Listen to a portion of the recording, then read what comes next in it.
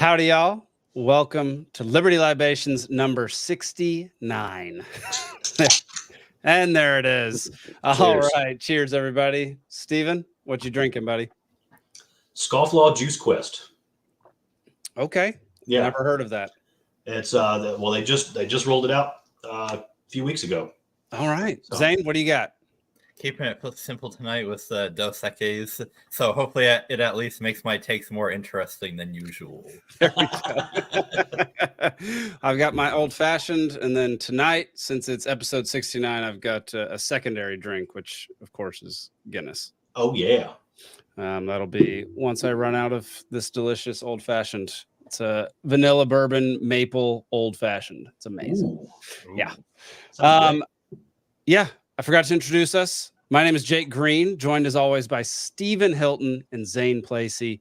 Hannah says she's drinking H2O. Hannah, I understand. It's fine. Stay hydrated. Keep it going. That's great. All right, y'all. This is our first ever broadcast not on the Libertarian Party channels.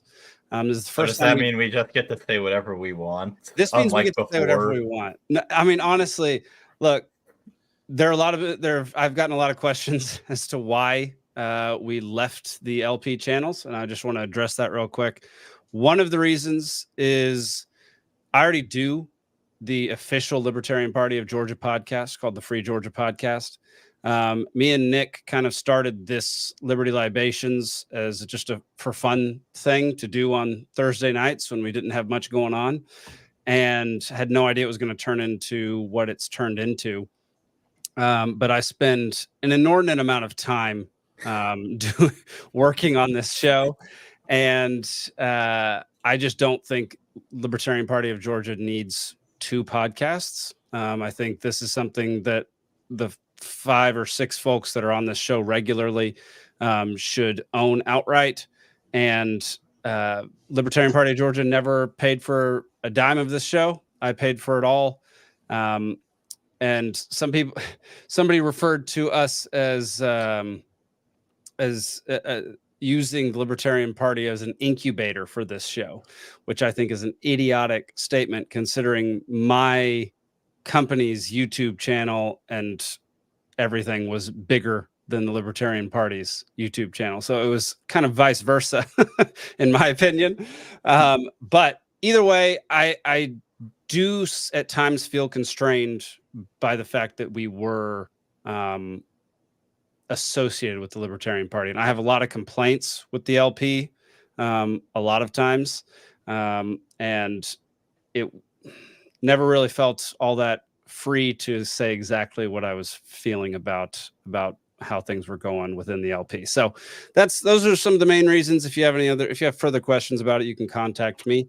Director at peacefulseaproductions.com. You can also email us at libations@peacefulsea.network because we're getting our own website, our own channel, our own everything. We're coming at you on Facebook, YouTube, Twitter, Rumble, and now we have an Odyssey channel. So, yeah. And you can also go watch on peacefulsea.network, which is our official website. Steven, Zane, y'all got anything to say about leaving the LP or anything like that? It's not like it was on bad terms or anything like that. It was just, yeah, good point. They don't need 2 podcasts. Yeah. Yeah. For as often as we were getting YouTube strikes, and I'm sure we'll continue to get them, I think I don't think we need to be weighing down all of the LPGA's actual content with our weekly nonsense. They're doing that just fine with their own Twitter account. So. There we go. Yeah. I mean, at some point, I'm shocked it hadn't happened already, but at some point, I'm certain that certain members within the LP were going to whine about what we were talking about on this show. So it was a matter of time before we caused controversy within LP Georgia, and this just makes it to where we're not going to do that. But I'd have no problem promoting certain things that the LP wants us to talk about. In fact, I got an email this week from Warren Cunningham, who's working with Mark Mosley, trying to lay out what our ballot access problem is for the upcoming for the 2026 elections, you can go to freedomindeed.com to learn all about ballot access and why it's so important to vote libertarian when at all possible, because as soon as it's just really hard for libertarians to get on the ballot here in Georgia. And there are a lot of stipulations for when we're actually able to get on a ballot and how much money it takes, how many signatures it takes. And so freedomindeed.com kind of lays all of that out and informs you as to. Just to paint the picture on that, Drew Ferguson, U.S. House District 3, he retired, and so that seat is up for grabs this time around. There we go. If a libertarian wanted to get on that ballot, they would need a little over 26,000 physical signatures. Yep. Of registered voters that participated in the last election cycle, notarized physical signatures. Yeah, which is crazy. It's just crazy. It's idiotic that many signatures are needed just to be able to put your name on a dadgum ballot. People think democracy is under attack. Well, democracy is dead, and democracy is nearly pointless at this point in time, just because of how the system is so controlled by two parties, and the two parties work together to make sure it continues that way. So vote local elections, because that's where you can actually make a difference. Voting for president does jack squat for you. Does nothing. Voting for your senators does nothing. The same bills pass whether you want them to or not. You got to vote local elections and spread your beliefs and good things from your local communities on out. And yeah, that's it. Hannah says, finally free Candace Owens, Jake Green. Michael Scott. That's so good. Hey, Grumpy, how you doing, buddy? We've also, we sent out a tweet earlier that basically said all of these changes that are happening. One is, this is episode 69, which is monumental for us. We've left LP Georgia, and Grumpy, we're officially declaring the king of the audience members, Grumpy Gnome. That's what he'll forever be known as now. I think we need to have an election for that. No, we don't. This is a dictatorship. There's no democracy here. I decide what happens. This show is sponsored by Rabbit Eye Wine. The blueberriest of all blueberry wines can be found here in Georgia. I believe they ship nationwide. Let's see. We pulled this up last week. But yeah, they ship to a whole bunch of states, but they have locations all around Georgia. Highly recommend. It is some delicious stuff. You can order it straight from their website. rabbiteyewine.com. Go get you a bottle. You won't regret it. Zach says, all hell Grumpy. You're darn right. All right, y'all. Should we get into our stories for the night, or do y'all have anything else you want to talk about besides recovering from COVID, Stephen? Now let's go ahead and hop in the stories. Let's do it. Yeah. First thing that happened this week here in Atlanta. We'll watch this little video. About a car ramming at the FBI office outside of Atlanta. Here it is. That's what happened a couple days ago on Monday. A report claims that social media accounts associated with the suspect in Monday's crash had connections to QAnon. Joining us now, NBC News. What do we know? Yeah, it's taken a little bit of this to all come in focus, and there's some really great work done by the group Advanced Democracy here that essentially have hunted down some of these profiles that appear to be associated with this individual, Irving Bowling. Appear and associated. Post our sort of election denialism stuff in the wake of the 2020 election. You know, it's talking. I love the phrase election denialism, because the plain meaning of that phrase is that you're denying that an election theories appear that the RNC, right. It's the same. It's the same thing that when people say climate denialism, I'm not denying that there's a climate overseas and all sorts of out there conspiracy theories that All right. she was claiming. There's so many things wrong with what was said here. So first of all, this guy was in the Navy. Okay, the guy who rammed the FBI. He rammed his car into the front gate of the FBI. So he didn't hurt anybody. He just destroyed a tiny bit of government property as well as his car. He had online links to QAnon, report says. And then another thing that says he was a decorated Navy veteran. So he's former military then, not he's former military. NBC. Get it right. Yeah. And okay, can we just take a look at the subtitle of this story here? It says that Irvin Bowling was a supporter of Donald Trump, according to postings uncovered by the group Advanced Democracy, as though these people did some investigative journalism to find out that a guy was a supporter of a mainstream political candidate, which I'm sure if you ask them is a threat to democracy. Yes. Yeah. I mean, the whole thing is ridiculous. They said it appears that he is linked to accounts that might be associated with QAnon. Like three maybes. There are three maybes. So like his brother-in-law's neighbor sent him a link to a QAnon video one time? Dude, it's so idiotic. I'm certain. Look, QAnon is idiotic, but I'm certain that if you looked through my online history, you'd be like, oh yeah, he's associated with accounts linked to QAnon. Guaranteed. 100%. Right.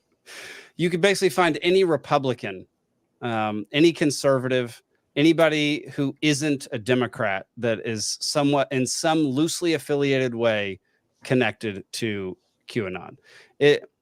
This is just some of the worst journalism ever. They don't actually say anything of real note in this entire article, and neither does the local, the WSB2, whoever that is. Is that CBS? That's ABC, I think. ABC. Yeah. Neither one of them. Neither one of the articles that I had pulled up. Whoops. There we go. Say anything really interesting. There's just not a whole lot of good information out on this guy right now. I think most people forgot about it almost immediately because many other things were happening this week. Because the prime. Hannah says after running this story, NBC News is now also linked online to QAnon. So the main goal of all of these articles is just to make Donald Trump sound scary by bending over backwards to link this random guy to Donald Trump by, playing 6 Degrees of Kevin Bacon. I obviously don't endorse running your car into the FBI buildings because A, it doesn't really accomplish anything, and B, violent tactics are usually not the way to go. But the reporting on this is just stupid because the reporting is not to convey information. The reporting is to propagandize people. Correct. To think that Donald Trump is scary or a dictator or whatever people are going to say. Yeah, I mean that's exactly what it is. They're trying to do is during this time when Trump is in court or on trial for all these different idiotic things that they're accusing him of, rather than just accusing him of war crimes and sending him to prison forever. They're just trying to link all the bad things and all the crazy people to Trump. And it's just funny to watch them do it because they do it so poorly. But if you only read headlines, they do it really well. Right. Yeah. If you go by the headlines, it's an absolute bloodbath out there. Great choice of words. Great choice. Yeah. I mean, that's really all there is to this story. I thought it was interesting because it happened here in Atlanta, and they immediately tried to find links with this guy in QAnon, which is just crazy. They don't even state his goal. They don't state why he did this. They don't state anything of substance. Was he high? Like, was he drunk? Something. There we go. Was this just an accident? Like, we have no idea. Yeah. Did he work there? Yeah. Holy cow. Great question. He is ex-military, according to NBC. Oh man. Yeah. I don't understand. Like, we're not reporters. We're not journalists. But I can guarantee you that if one of us were, we would be far better at reporting actual facts and things that actually happened than these dum-dums. Oh, No, I would have been paid off by now if I were a journalist. What would be your number? What's your minimum amount of money to be paid off to work for the establishment, Zane? $50. Oh Nice. gosh. Zane's easy. Anything that's more valuable than one bottle of wine per month. I'm open to offers. Oh my gosh. All right. All right, y'all. Let us go to our second topic, which is Israel bombs aid workers in Palestine. All right. So this is out of, it's all over the internet right now, but this is out of real news, no bullshit. Israeli Prime Minister Benjamin Netanyahu has taken responsibility for 3 IDF strikes in Gaza that resulted in the death of 7 aid workers from World Central Kitchen. There's a long article about this. Again, I say this a lot. Go follow Real News, No Bullshit. They're one of the best news sites, news accounts to follow on Twitter and Instagram, but specifically Instagram. They're really good on Instagram. Who were the World Central Kitchen workers killed in Gaza? There was a Palestinian, one Australian, one Pole, a U.S. Canadian, which he had dual citizenship, which is interesting. And then 3 folks from the UK who were working security. So yeah, Israel has taken the blame and taken credit for basically bombing people who were there just to feed people in need. One of whom was a U.S. citizen. I don't know. First thoughts before I launch into what I was going to say. None of those folks should have been there to begin with. Blame the victim, Stephen. I'm not going to go so far as to blame the victim on this one, but it's Israel, in all fairness, has been telling the world for 9 years now, hey, we're tired of your crap. We're about to bomb this area. Yeah. And so then when it finally happens, everyone's shocked. Oh, look at the devastating tactics deployed by Israel. Yeah. And it's like, well, wait a second. You forgetting what happened here? Yeah. They've made so many attempts over the last, 30 years, 40 years at peace. They give them another strip. They give them apartment complexes. What was that one time? They gave them all those greenhouses.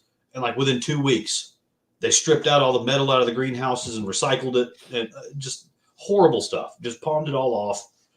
Ran the place back in the dirt. And it's, I don't know. If everyone is so concerned with Palestine, which did not exist before a Roman emperor squashed the Jewish uprising. I'm serious. There was a Jewish uprising, against the Roman Empire, and he came in there as part of their punishment for trying to rebel against him. Mm-hmm. He named their land Philistina after their enemies, and that is the origin of the word Palestine. These Palestinian people are Jordanian refugees because the country of Jordan, 60 years ago, said, "Get out, you lunatics. We hate you." And then they're like, "Hey, Egypt, can we stay with you?" Egypt's like, keep going. And it's just like that whole region, like these folks are just like the drunk uncle at the family reunion that, like, if you get stuck alone in the closet with them, something weird's going to happen, but you're not going to let any of the neighbors talk bad to him. I don't know. I get that. Grumpy says they had approved the route with the IDF before leaving, which makes it a little more interesting. The fact that they had talked over with the people who are bombing that area that this is the route we're going to take. This is where we're going. Is this okay? The IDF said yes, and they still killed them. So if you go on the U.S. State Department's website and it has travel information for going to other countries, and if you look at their travel advisory for Gaza, it's like saying, establish a proof of life protocol. So if you're taken hostage, people know that you're still alive. It's like leave biological samples, so that your body can be verified that's you. So, I mean, I guess there is something to, that just happens when you're in a war zone. That being said, just because you say, oh, we're about to bomb this place, doesn't just give you the right that it's okay now to bomb it because you said so. Like, you're still killing innocent people and you can't get out of that because you said, oh, well, we told you. That would be like, if I came to your house and if I send you a text message saying, oh, I'm about to come rob your house, and I showed up there and I'm like, why are you mad about that? I told you I was going to do it. Right. Yeah. Well, and I'm not going to totally bend over backwards here to give these guys the benefit of the doubt, because it is kind of a crappy target of like, hey, it's a soup kitchen. Why are we bombing this? Or, food kitchen, food distribution, whatever. It seems, that should be a neutral target from all sides. But, over in Ukraine, just throwing this example out there, everyone's, oh, why is Putin bombing the hospitals? Because there's biolabs underneath them. There you go. So I'm not saying that happened here. I'm just like, is there any more data on this as to like, were they just like, yeah, we did that, screw those people? Or is it like, hey, we had some targets over there? Still not really justifying the collateral damage, but it just seems weird that you would just target random people like that. Even if I think the official story is that it was collateral damage, which I haven't looked into it. So, but even assuming that's true, we hear all the time how the IDF is always so careful to avoid collateral damage, and they only ever target the actual terrorists and blah blah blah. It's a bunch of horse. And this is just one in the latest of a long line of examples of that being completely false. They'll blow up anything that they feel like. If it's some random Gazan's house, they'll blow it up. And if it's these volunteers, then they'll blow them up too, and then claim later that, oh, Hamas was using them as human shields, regardless of whether that's actually true or not. It's really crappy that they're going to give somebody like Hamas the moral high ground in something. It's wild. Because I mean, if you read the Hamas charter, which when did they write it? It was like 1984, 86, something like that. It's in their charter. So like, standard, nation states, when they're set up, they establish, their boundaries, their legal system, what kind of rights you have, how they're going to handle disputes, how the money's going to be issued, things like that. The Hamas charter is basically, we're going to wipe Israel off the map. Right. And they say it several different times, several different ways. Yeah. Like that is their mission. In and of itself, they are not a nation state. Yeah. They are actually just a terrorist organization. I mean, that's really, they are just there to eradicate one person and anyone that helps them. Yeah. I agree. Well, I mean, Hamas as an organization or as like a political entity or whatever, I don't think that they're claiming to be a country. But when we talk about, is Palestine a nation or is it a country? I forget which, libertarian scholar I was reading on this. It may have been, Hans Hermann Hoppe or somebody, but he was like, what is the definition of a nation? Like if you see a group of people that are all living in the same spot that have, some sort of history connected to that spot and are claiming we have a culture and we are a nation, why would we not call that a nation? Like to say that you're not a nation because you don't have a state that's recognized by the rest of by other states, I think is taking a very statist view of what a nation is. Yeah. I mean, I don't disagree with that. I wanted to bring up a point that you made earlier about the travel advisories. It doesn't actually, it's not a do not travel area right now, which is crazy to me. The US advisory says reconsider travel. It does say do not travel to Gaza, but you can still travel. You can reconsider travel to Israel or the West Bank. There we go. I remember there was one time, it was like 2010, 2012-ish, when they were having a big skirmish again, and they were shooting rockets back and forth, and it was a huge mess. Clark Howard was on the radio here in Atlanta talking about the amazing travel deals you can get to the West Bank.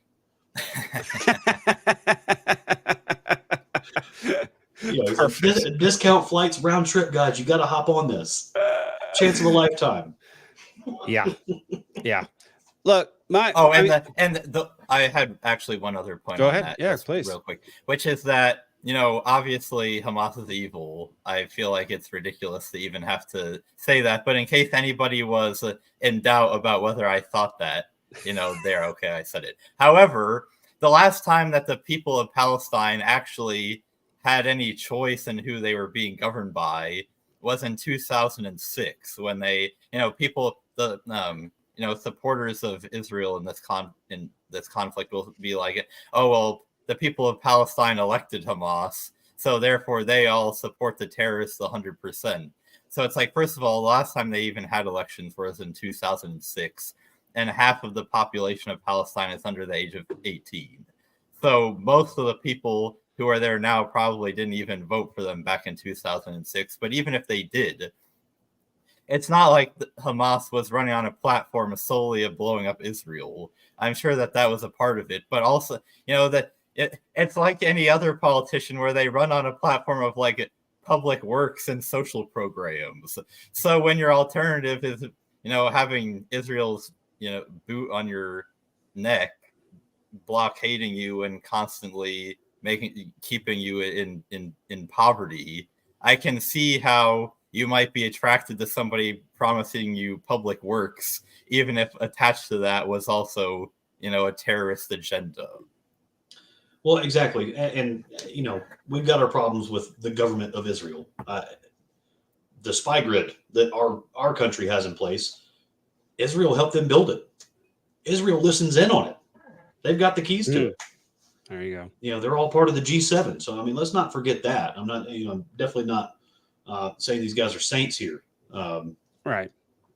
So I'd be curious to know, more of the story. And what is the recourse for this? I mean, that's the real question. I mean, a U.S. citizen was killed. A U.S. citizen was killed trying to feed folks. Their justification, the only justification that I've read, it wasn't even a justification. It was more like, well, they fed a Hamas terrorist. And apparently somebody saw them giving food to one guy who was loosely affiliated with Hamas. And so it wasn't a justification. They weren't like, yeah, we targeted them because they did this. It was more like, yeah, well, they were feeding Hamas, so they probably didn't deserve to live, kind of thing. It was a wild thing to say. The fact that it was cleared with the IDF, the fact that they have these vans marked in multiple places with this bright blue lettering. Like, they know who these people were. They have enough good technology to know where their bombs and where their missiles are going to not hit somebody that they don't want to hit. So either they purposefully targeted them, and it's going to come out that somebody was some spy or infiltrator or something. Had ties to QAnon and supported Donald Trump. Had ties to QAnon and voted for Donald Trump. Exactly. Or it was just complete negligence and stupidity, and the chain of command wasn't properly exercised, or just some miscommunication happened. And either I'm way, flashing back to the WikiLeaks video. There we go. Yeah, got him. It doesn't. It was on this good. It was on the show just a couple of months ago where we saw that video of that group of Palestinians waving the white flags, and they still got shot at, and one guy got killed by the IDF. Yeah. So I'm not really inclined to be giving them the benefit of the doubt on any of this. Agreed. And just like what I feel most bad about is the folks who were in that van were just there to help people. Like, they're just there to help people. Like, yeah, they're risking their life to go there, but they're risking their life not thinking that the IDF would be the ones to murder them. They knew the risks of going into like Hamas territory, but they did not expect to get slaughtered on their way out by the IDF, by Israel. And that's just proof that no good deed goes unpunished. Well, that's true. Yeah. And just so y'all know, the World Central Kitchen, this is their story. You can go to their website, wck.org. I actually don't know who owns it or who's on the board or anything like that, but they're a nonprofit. WCK is the first to the front lines, providing fresh meals in response to humanitarian, climate, and community crises. You can go learn about them. What is a climate crisis? How about a hurricane? Okay. There you go. Well, you can tell It's a natural disaster. Yeah, it's a climate thing, though. You know. Okay. You can tell that they're a bunch of commies because in the top corner it said that food is a universal human right. Food isn't the right. It's not free. You're right. They're a bunch of commies. They deserve to die. No, they deserve to die, Zane. No, I was just getting ready to say that we're an extremely principled show because, we're still singing their praises and, I'm not honoring their sacrifice and the sacrifice of these people is way more, helpful to humanity and Correct. honorable, I would say, than almost all of what the U.S. military does. So Yes. my heart goes out to the families of these volunteers. 100%. Even if you don't agree with like an organization and what their like core beliefs are, or just what just one principle that they happen to take, it doesn't necessarily mean that you have to condemn the entire organization and everybody who works for it. Like these people were extremely brave. They went into a war zone trying to feed people because they thought, I mean, you're right. It's a stupid line. Food is a universal human right. But they thought that they wanted to feed people, and that takes a lot of courage. It takes some stones, man, to do something like that. Like that is a crazy situation to go into to try to help folks. And good on them.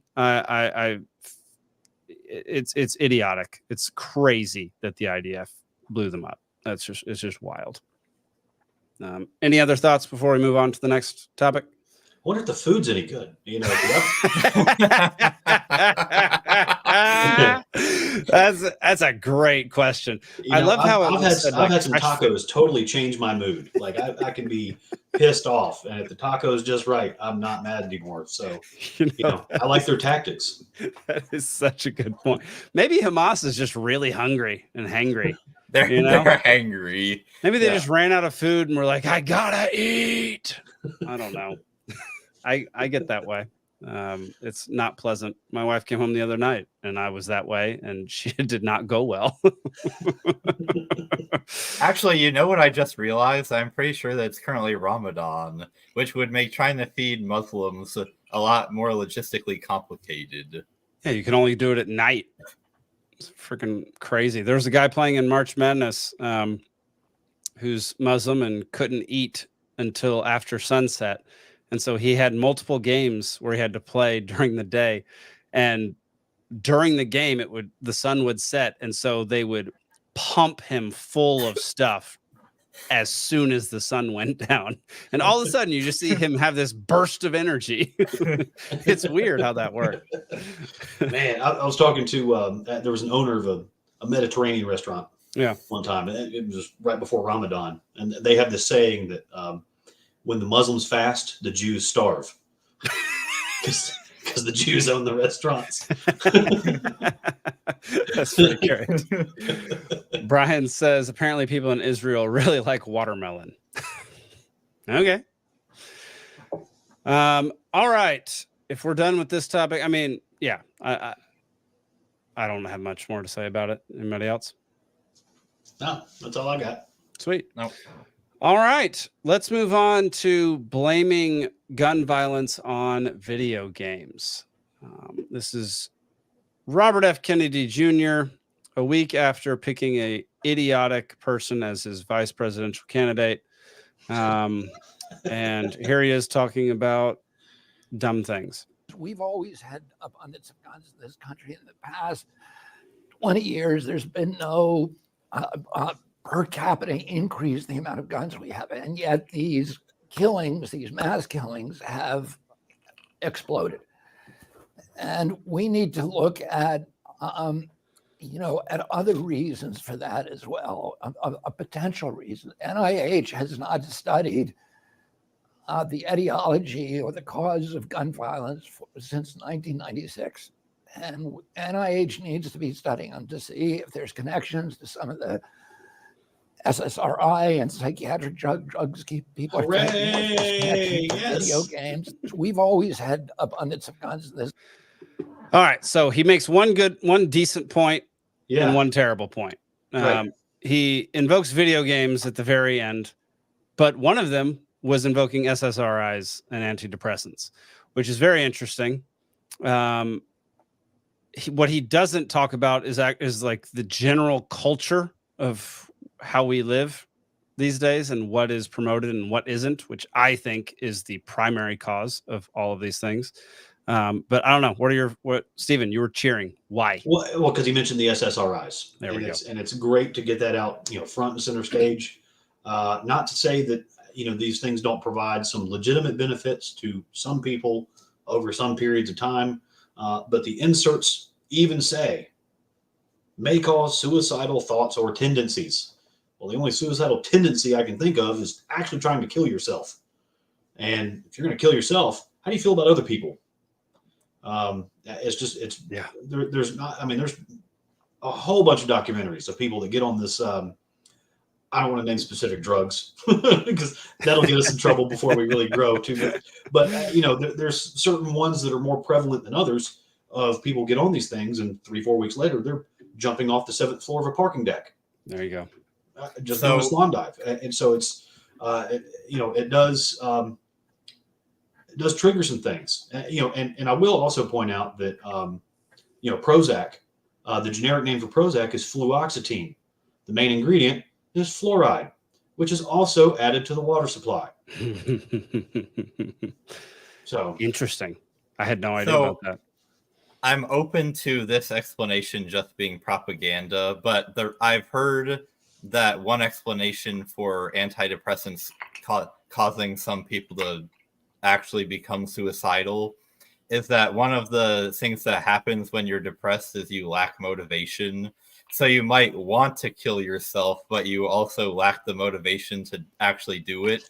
And then when you get on an antidepressant, you become motivated. But if you still haven't stopped wanting to kill yourself, then you actually have the motivation to do so. Interesting. That is a weird scenario. Yeah.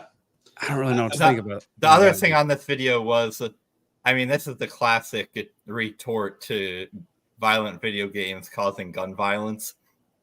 It's not that violent video games make people violent. It's that people that are already prone to enjoying violence are attracted to violent video games. And if they didn't have that, they'd probably turn out kind of violent anyway. So it's kind of getting the causation the wrong way around. Well, it's the nature versus nurture debate, just wrapped up in a different shell right now. So yeah, some people do have predispositions over others. Some of it's genetics, some of it's because hell, when they still had lead in the gasoline, people getting fist fights at the gas pumps and couldn't figure out why everybody was so aggressive. Right? So it's, and then eventually they're like, hey, we need to stop doing that. That's not good. So it's definitely a link to explore, because it's one of those things, he said they haven't done another study since 1996. And yeah, Zach is pointing out very poignantly that, the same people who gave us the COVID lockdown should study this. That's not to say they're totally devoid of any science at all. There are some good scientists in there that would probably already have some studies that they just need to go ahead and publish them. But since 1996, so we're coming up on 30 years now. And the advent of SSRIs, was only since the late 80s, early 90s. So we're talking like the entire time these things have been on the shelves, excluding Quaaludes. We haven't really done a comprehensive study of like what's this doing to the overall psyche of the public. So, or what is at least contributing to it? That's the big thing. Like everyone always just wants to blame one thing because their brains can't handle if there are multiple explanations for something. And so that's why you get all the Democrats, everybody on the left saying it's just the guns. If we get the guns off the street, this will stop. Well, it won't friggin' stop because we'll still have a mental health crisis here in the United States. I believe the majority of this stems from cultural problems that are exasperated by social media, that are exasperated by the lack of value of your dollars, and people can see their wealth dwindling and they get hopeless. They don't see a future in which they can exist happily or successfully. Hannah makes a great point. Purposelessness. Jeez, that's a hard word. Purposelessness and a lack of religion doesn't help either. 100%. I completely agree. Divided homes, not having a father. There we go. Yeah, there's so many factors that go into why people want to hurt other people or feel so lost or so in despair that they take their own life and take others with them. Like there are just so many reasons, and it's never just the guns. And there's a lot of common denominators. I mean, like you can look at the demographic studies that the FBI puts out, at least, when certain police precincts participate in that. But I mean, you look at the most repeat offenders or which demographics are committing the most amount of violent crimes with guns per capita. And then you look at the socioeconomic pressures on them and how many of those are government induced or government imposed stressors. Yeah. Because I'm talking about, African-American people, they disproportionately commit violent crime. But LBJ, his whole Great Society thing, he said he was going to have them voting Democrat for 100 years with all the social programs he was going to lay on them, in a hot mic moment. And now here we are, 30 years of fatherless homes later, culture of violence. Yeah. Lo and behold. Yeah, it's wild. Yeah, it was like in the 60s, like the crime statistics between the various races weren't actually that different. And it's only been, since the advent of the Great Society that we've seen a huge uptick in, differences in crime rates by socioeconomic status. And it's because all the social programs have essentially caused people of lower status to become, essentially less moral, if I put it that way. Like it used to be that, there would be rich people and poor people, but they kind of all lived close together in the same community. They all were going to the same churches. They all were going to the same schools. But now it's like you've got huge communities where there not only do, most people, there's no father in the home. And so not only do a lot of individual people not have their own father, but there are just very few adult male figures to be had, anywhere. I read that one of the best predictors for the crime rate of an area is, the percent of households that have that are single parent households. And part of the reason is, even if you're in a single parent household yourself, if there are other male role models that are around, you can kind of use those. But if there aren't even any of those, then you're really up the creek without a paddle, and it becomes very easy for you to fall into a trap of, vice and, not having respect for property rights, if you want to put it that way. Absolutely. So, I mean, there's definitely a lot of factors to look at.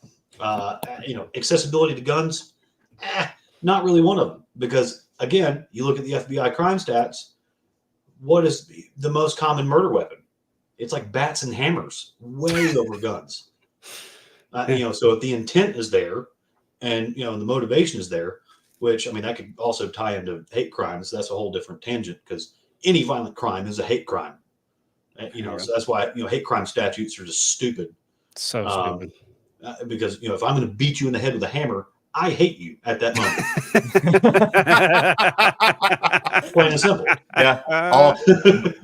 Yeah, I would say that most crimes are hate crimes. I would say, but yeah. But I mean, there are a cascade of reasons why gun control is really dumb. Because first of all, you can't get all the guns because there are just too many of them.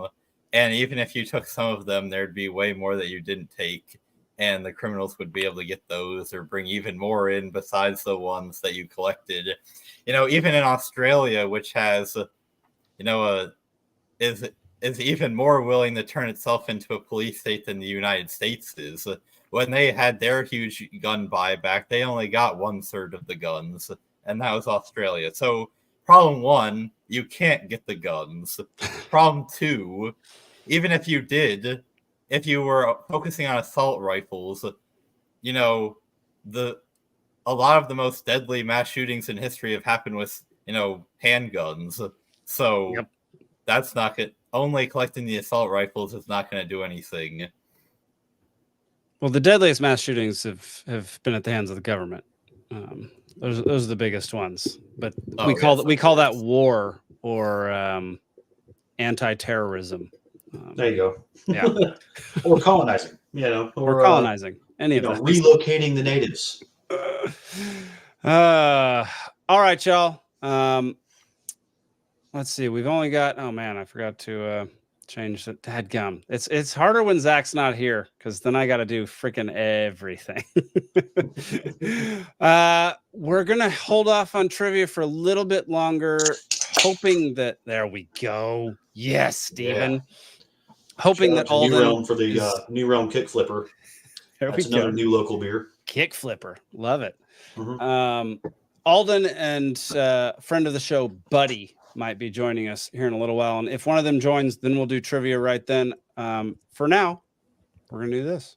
I am not fucking drunk. Well, 19th or blue. Every pretty girl deserves to go to a ball.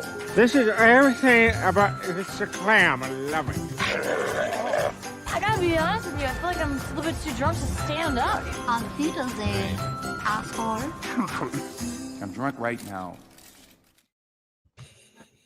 It's the drunkard of the week, everybody.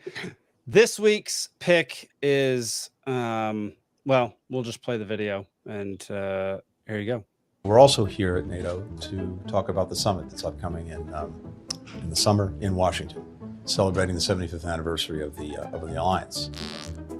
Ukraine will become a member of NATO. Our purpose at the summit is to help build a bridge to that membership and to create a clear pathway for Ukraine moving forward. We've done a lot of work on that over the last couple of days here in Brussels. A lot more work to be done between now and the summit, but we will see, I think, in the summit, very strong support for Ukraine going forward in its relationship with NATO. But we're equally focused, as I said, on the immediate and on Ukraine's needs today, tomorrow, the day after, to help it withstand this ongoing aggression from Russia. We'll talk about all of that and the work that our two countries continue to do together. Final point is this. The fight that Ukraine has on its hands is not only Ukraine's fight, it's everyone's fight, because the aggression being committed by Russia is not only an aggression against Ukraine and its people, it's an aggression against the very principles that lie at the heart of the international system. The international Russia system. Somehow to succeed in Ukraine if we did not continue to stand with Ukraine. The message to would-be aggressors everywhere is it's open season. You can get away with it too. And so it's imperative that Congress move forward with the supplemental budget request that President Biden made for additional assistance to Ukraine.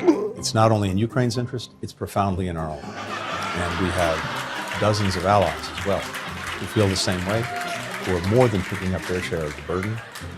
And the supplemental will help ensure that we can continue to deliver for Ukraine, because Ukraine is delivering for us fighting the fight every day to uphold these principles that Russia's aggressing and that matter to the United States and matter to every country in NATO. We want to be free to do what we want to do. Yeah. We want to get loaded. Yeah. And we want to have a good time.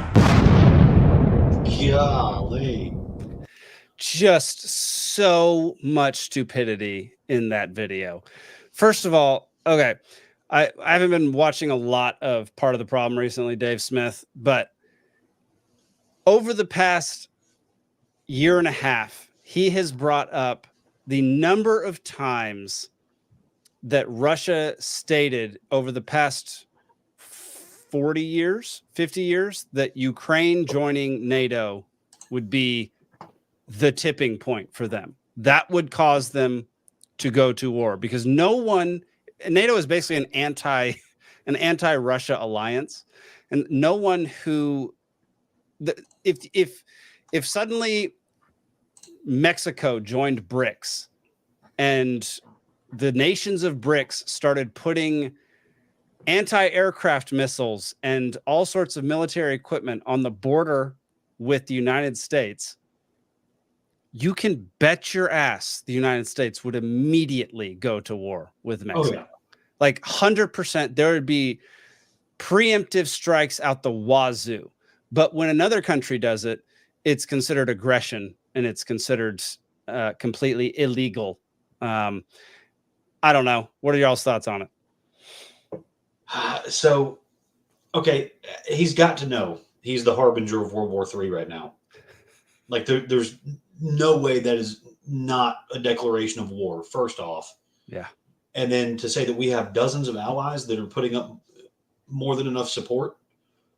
Last I checked, because you can go to the Visual Capitalist. He puts out all kinds of great graphics and charts. There's only like 3 other countries that are paying what they're supposed to pay, which is 2% GDP to be a member of NATO. Yeah. And, right below us, guess who it is? It's Poland. Okay. Of course it's Poland. Remember the Blitzkrieg? Yeah, they're paying their dues. Okay. And then I think under that, there's only like one other. And then the others are just kind of, they don't care.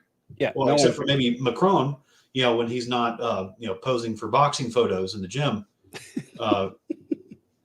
He's trying to start something with him too. And it's wild. Like, he has to understand. So that on 2 levels that, like, okay, this is a provocation of war. The very fact that NATO even still exists is a provocation for war. Yeah. Because you got the Warsaw Pact. And then what is this doing to our currency? Because no one's going to talk about that. Like, Joe Biden was half right, saying that the inflation was due to, the war in Russia, or the war in Ukraine against Russia. Okay, he was half right. That's not what caused inflation. That's what devalued our currency partially, because we removed Russia from the SWIFT system. So the International Monetary Fund, the way international banks do business, the way bank-to-bank transfers, it's all through the SWIFT system. Well, also there's another side to that. Not only is that a cause, I went way out of focus. Not only is that a cause, but because Russia was aggressive, we had to go in and pay for all the Ukrainian military supplies. We had to. We had to just print a whole bunch of money so that we could pay for all these supplies. And so technically speaking, he might actually be fully correct if that's his line of thinking. Well, yeah, that's what I'm saying. Like, it's half right. Yeah, because it didn't have to happen. But as part of the reason why the dollar is worthless now, because we propped up BRICS. We caused it to happen. Yeah. Because Russia was even like during the Obama years. I remember that. They went back and forth about. Russia came back and was like, "Hey, we're going to stop importing some kinds of your produce because they don't like." So we coat our apples with dimethylamine, and he was saying that was a known carcinogen to the Russian people. Any apples we send to him don't need to be coated with that stuff. and we told them to screw off. So yeah, I mean, like most of the apples you buy at the grocery store, they've been sitting in a greenhouse for almost 6 months. They're not fresh. They're coated with some kind of crap. Oh, we're going to get to the apples later. That's a sub story of a future thing. Oh, cool. Yeah. So yeah, he quits importing some of our produce, and then Obama comes back and is like, well, we're going to stop importing Stolichnaya vodka and Kalashnikov rifles. The asshole. And it's just this tit for tat, and he's acting like, so yes, Russia was decimated. When the wall fell, we technically won the Cold War. When the wall fell, there wasn't much left. They had to kind of pick up the pieces. Mm-hmm. They're still trying to catch up. Like they're still struggling in some ways, but to act like they don't have huge amounts of land and enough resources to thumb us in the eye for 100 years is pretty ridiculous. You think some goat herders in the Kush Mountains gave us some trouble. Wait till you see what happens when you invade the motherland. That's such a funny, like, no one ever thinks about it. No one ever thinks about the fact that we just got out of Afghanistan. Afghanistan? No. Yes, Afghanistan. We lost. We didn't win that battle. No. They were still alive and well in the mountains. Like, the strongest military on earth couldn't defeat them. Like, right. that's what do we think is going to happen when we come up against somebody with nuclear capabilities and against a bunch of people who live in freaking Siberia? Yeah. Like, nothing good. Right. And guerrilla warfare is like how they grew up. Like that's right. That's just backyard family gatherings for them. Yeah. Notice how he was talking about building a bridge in Ukraine, and there's still no timeline on when the bridge in Baltimore is going to be repaired. So we can really see where their priorities are. So yeah. Well, and that's the other side to that too. Is I'm looking at the bridge in Baltimore, and then Biden's talking about all the taxpayers have to step up to help this happen, and I'm like, I don't even have family in Maryland. I know like 2 people that have ever even been to Maryland. Also. Whole bunch of not my problem going on. I really hate it for you guys. Yeah. Shouldn't it be who owns it? It's the city of Baltimore, right? I think so. Yeah. So would they not have insurance on an asset? And you would think they do. If they don't, that sounds like negligence on their part.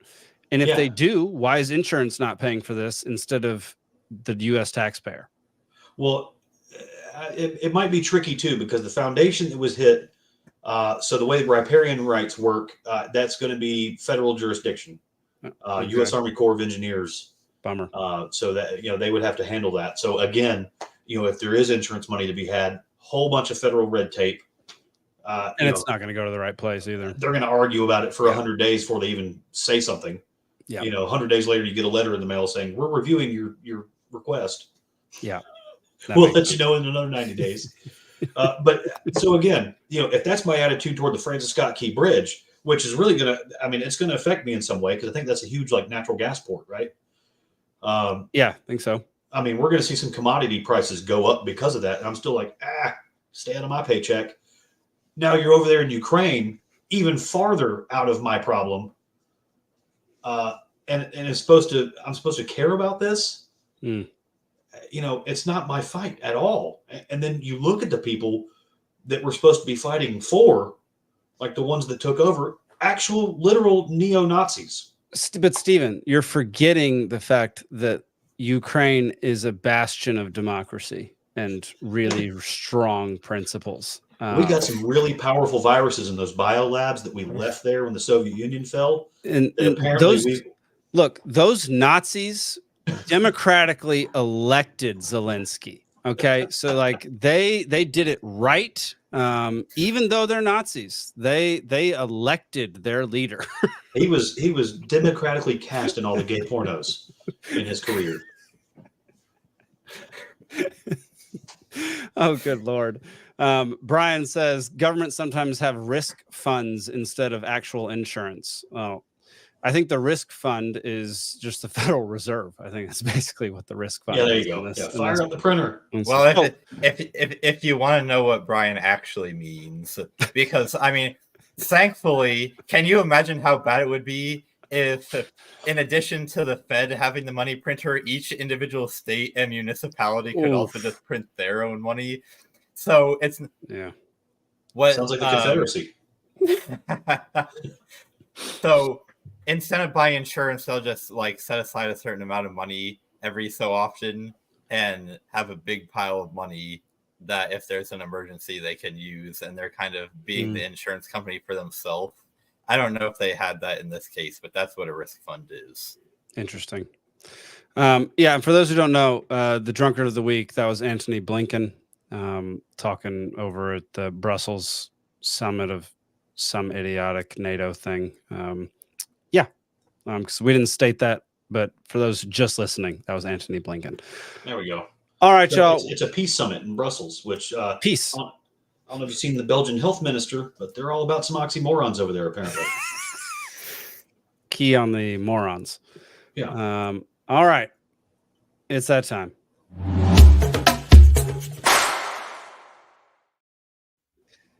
All right, y'all. It is 1v1. We have such a small group tonight. So, Steven, good luck. Yeah. Alden's still going to beat me somehow. Just watch this. Alden has been deleted. Audience, here we go. Let's see. Oh, Grumpy says he's going to start printing Gnome Coin. Oh, Grumpy, if you start printing Gnome Coin, I don't buy altcoins, but I will buy your coin, brother. I'll buy it. There you go. It will become the official currency of Liberty Libations. You will only be allowed to buy our merch in Gnome Coin. I don't know if I can allow that. That just it's too much. That's way too much for me. But I will personally buy some if you create Gnome Coin, Grumpy Gnome. That's a good slogan built into it too. You'd be like Gnome Coin. Know what I'm saying? You just became a dad for the second time, and you're bringing that out. You're bringing out the fire. All right, tonight's topics: this day in history, Final Four, and 69. Everyone knows the rules. We're not even going to go over the rules tonight. This all-time scoreboard: Zane has 6, Alden has 3, audience has 2, Zach and Nick have 1, and Steve, tonight is your best possible chance, because when Zane doesn't get it right, you have all the time in the world to get the question correct. I've really been racking up the wins all these weeks that hardly any of the other hosts have bothered to show up. I'm going to go ahead and preemptively blame COVID brain. Okay. So, no, that's a good preemptive strike. All right. Yeah. First question.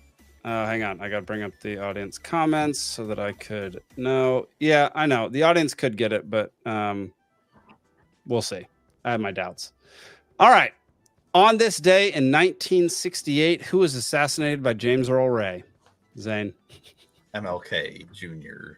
MLK Jr. is correct. Started off with an easy one. Everyone knew that. The audience didn't get it, though. So the audience isn't that smart. No, their answers just haven't come in quite yet. All right. Yeah, they're still catching up. Question number 2. On this day in 1974, who tied Babe Ruth's home run record? Zane. Hank Aaron. Holy crap, man. How did you know clean his golf clubs? What? I used to clean his golf clubs. Really? Yeah, he's a really nice guy. Yeah, my granddad knew Hank Aaron. Yeah. I've got a bunch of signed pictures of him because they were buddies. It's crazy. Yeah, I was a cart rat at Whitewater Creek over in Fayetteville. Really? Yeah. Yeah, he was a nice guy. I liked Hank Aaron. He died, right? Yeah, he's not old. Yeah. Yeah, a while. Mysteriously and suddenly. Really? Yeah. I don't remember that. He got the jab, and a few days later, and they're like, but he was 76. And it's like, come on. Gotcha. Okay. On this day in 1973, what building finished construction, making it the tallest building on Earth at the time? Zane. The World Trade Center. Oh my God. Okay, Steven, I'm sorry.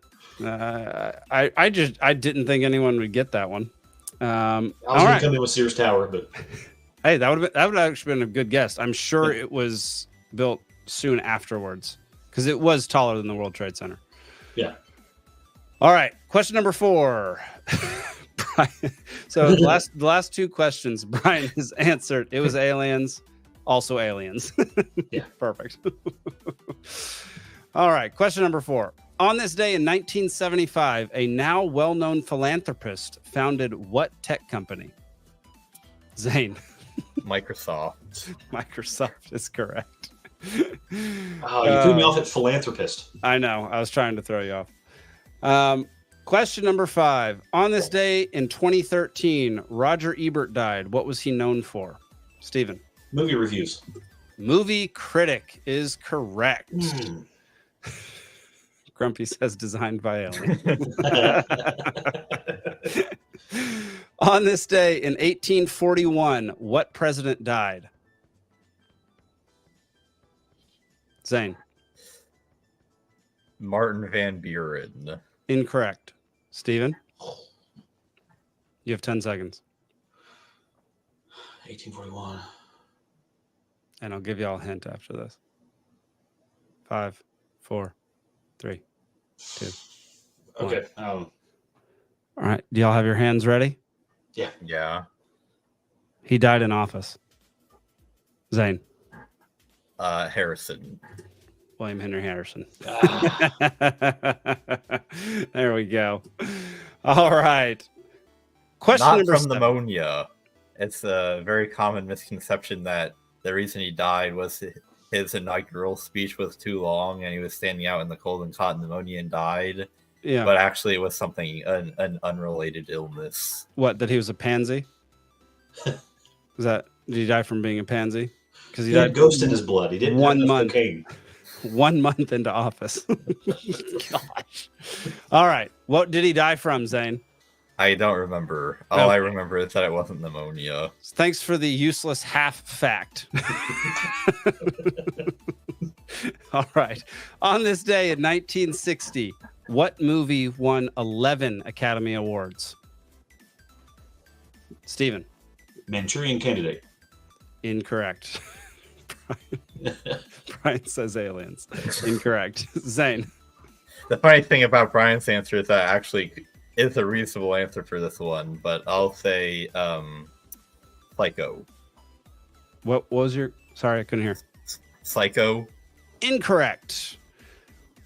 It's open back up to everybody. The hint on this one will be it is an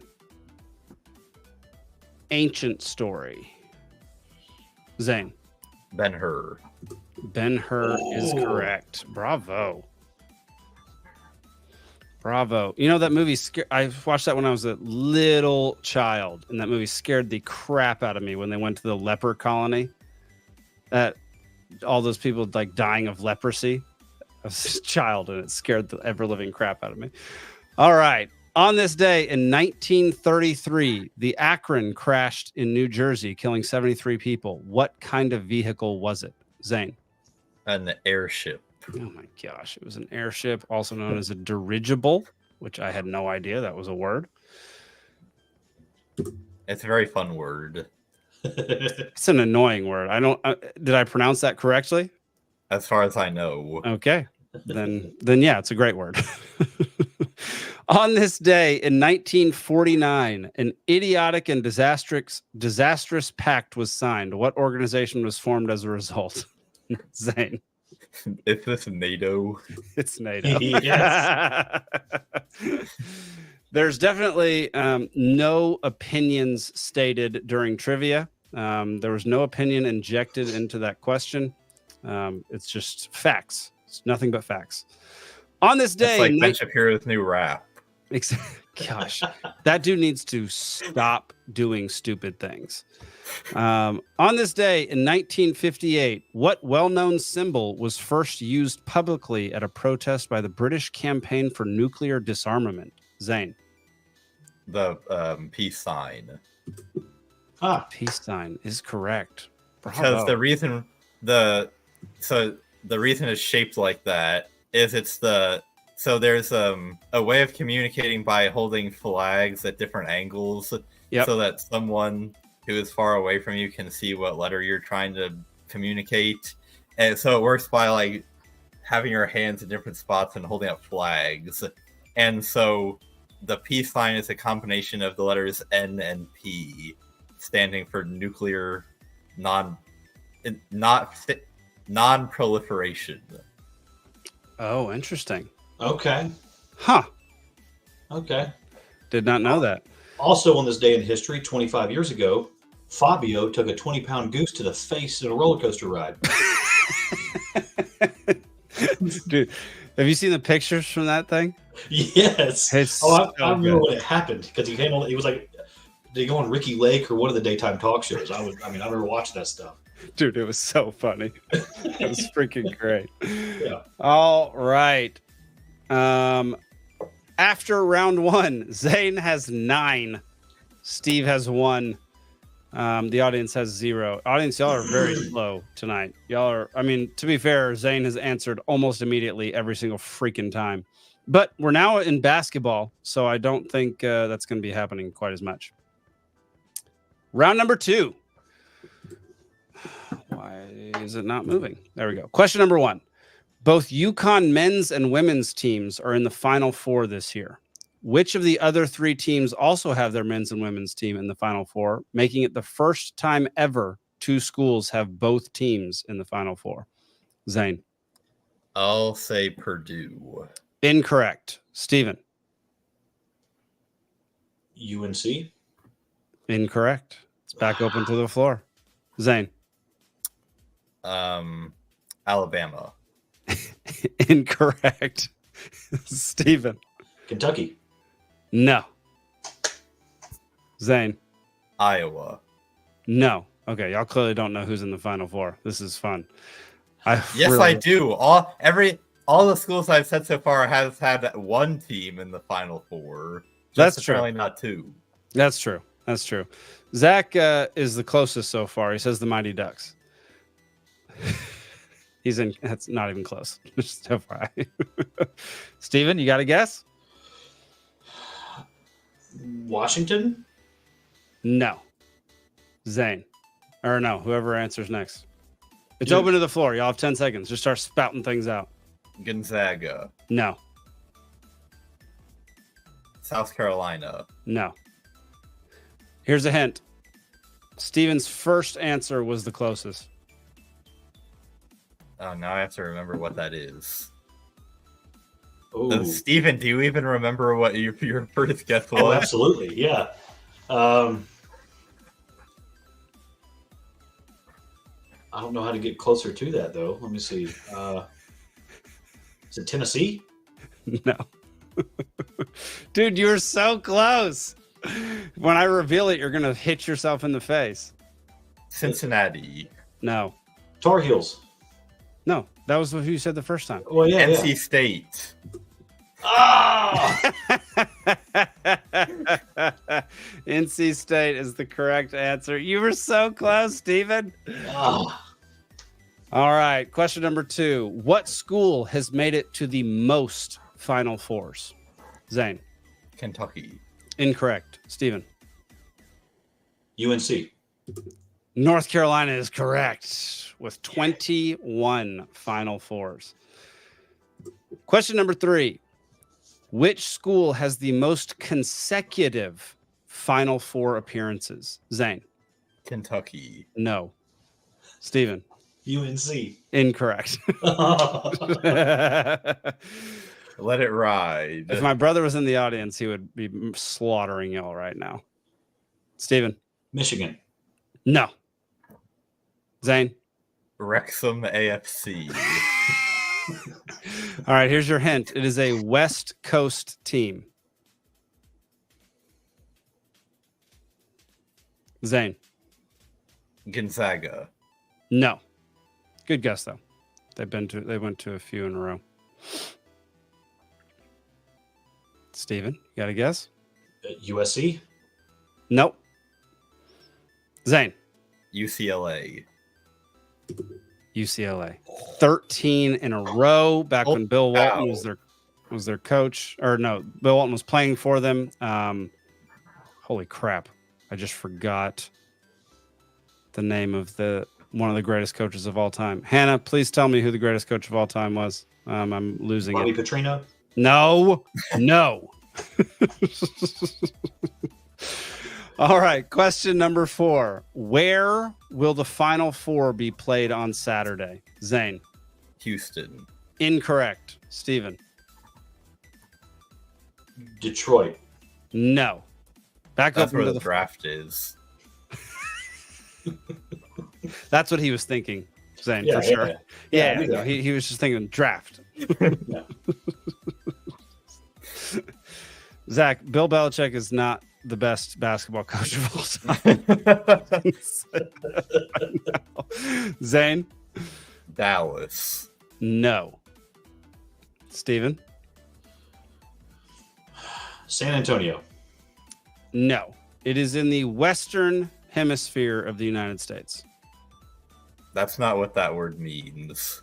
It's in the western side of the United States, you twat. Thank you. Los What you Angeles. just call me? Twat. Well, Incorrect, Steven. Zane? being the host of a British show is really changing you.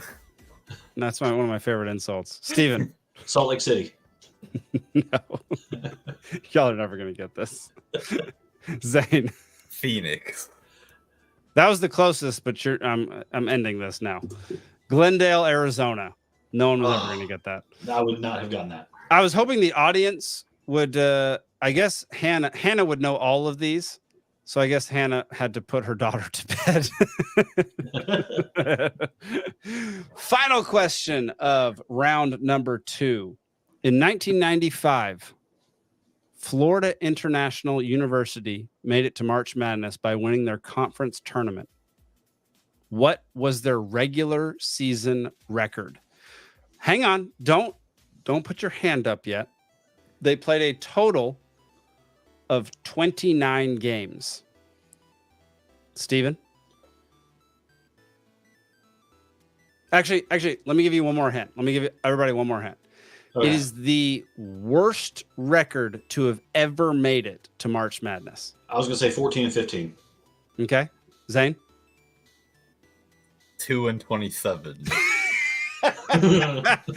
Gosh, I wish it was 2-27. Steve is the closest. 11 and 18. They got the automatic bid because they won their conference tournament against all odds. They were horrendous. I mean, they played such bad basketball that like high school teams could have beat them. That's how terrible they were, but they somehow made it. It was unbelievable. I remember watching it. It was great. That's like the Falcons winning the NFC South. It's like the Falcons doing whatever they do every single year, you know? If they could even manage to do that, you know, I'm riding with Kirk Cousins now. Kirk Cousins, all right. I love Kirk Cousins. Love that dude. All right. In honor of this being our 69th episode, round number 3 is all about the number 69. Question number 1. The first 10 numbers within what mathematical group add up to 69? Steven? Fibonacci sequence. Incorrect. Zane? The primes. Prime numbers. It was going to be one of 2 because those are the only 2 sets that people know. Right. Question number 2. Which element on the periodic table is number 69? This is hard. Steven? Beryllium? No. Beryllium is like number 4. Yeah.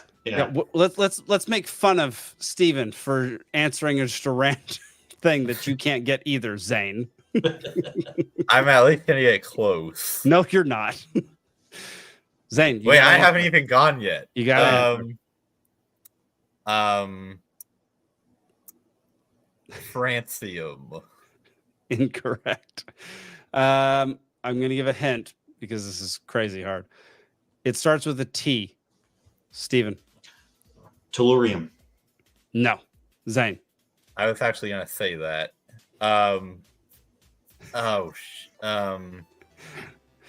Grumpy, I actually know this is Grumpy wrong, says but unobtainium. Zach, you're Technetium? incorrect. Incorrect. Steven? Thallium. Incorrect. That's another good guess. Elements that start with T. Did Grumpy just get it? Hang on. Grumpy did not get it. Okay. Zane, you have 5 seconds. I need to think. Yeah, well, I'm opening back up in 3 seconds. All right, it's a free-for-all. You don't have to wave your hand anymore. Y'all have 15 seconds to answer. It's Thorium. What? Thorium. Incorrect. It's one that I'd never heard of, which is crazy. Because I studied chemistry in high school. Very diligently. Huh? Thulium. Thulium is correct. Wow. I have never heard of that element. I don't know what it's found in. I don't know where it's found, what it's used for. Yeah. Anybody? No? No. All right. This is the hardest question of the entire game. What 3 countries have their telephone code beginning with 69? They are tiny countries. That's your hint. Tuvalu. No. Steven.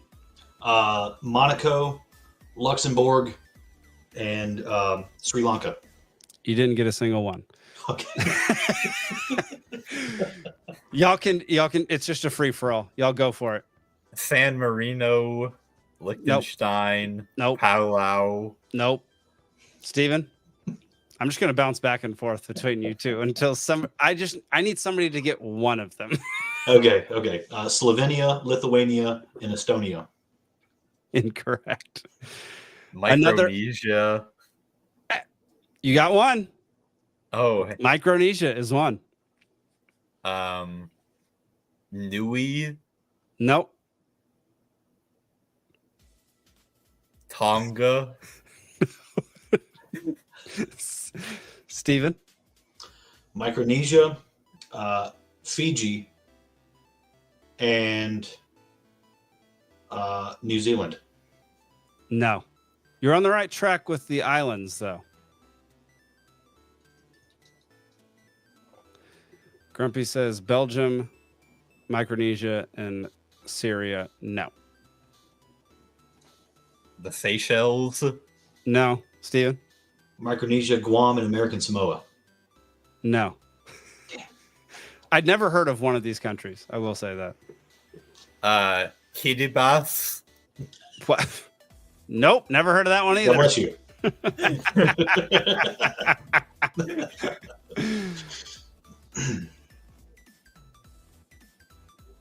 All right. Y'all have 10 seconds. Borneo. Zach. Not a country. Zach says Macronesia.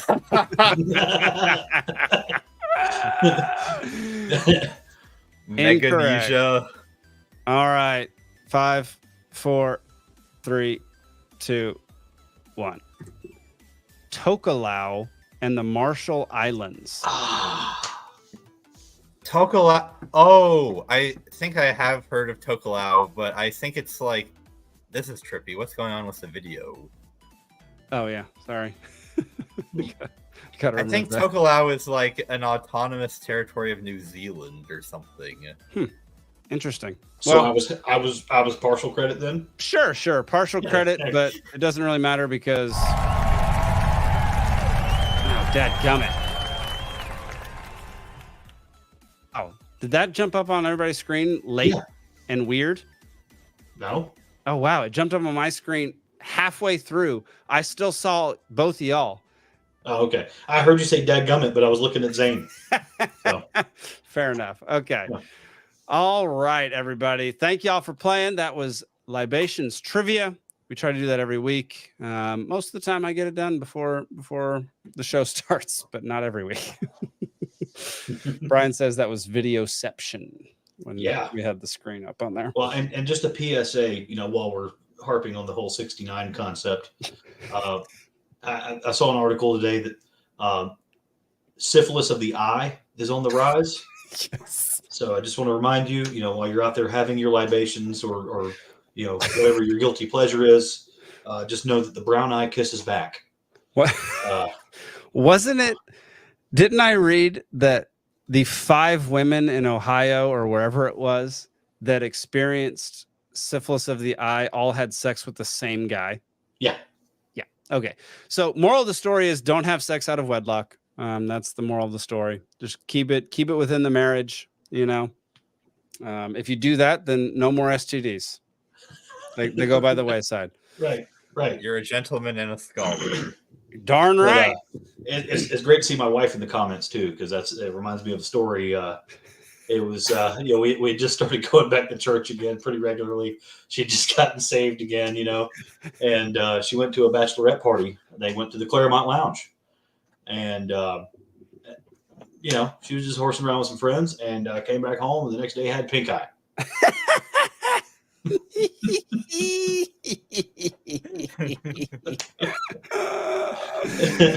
Oh, I freaking love it. Yeah. All right. Let me sorry, y'all.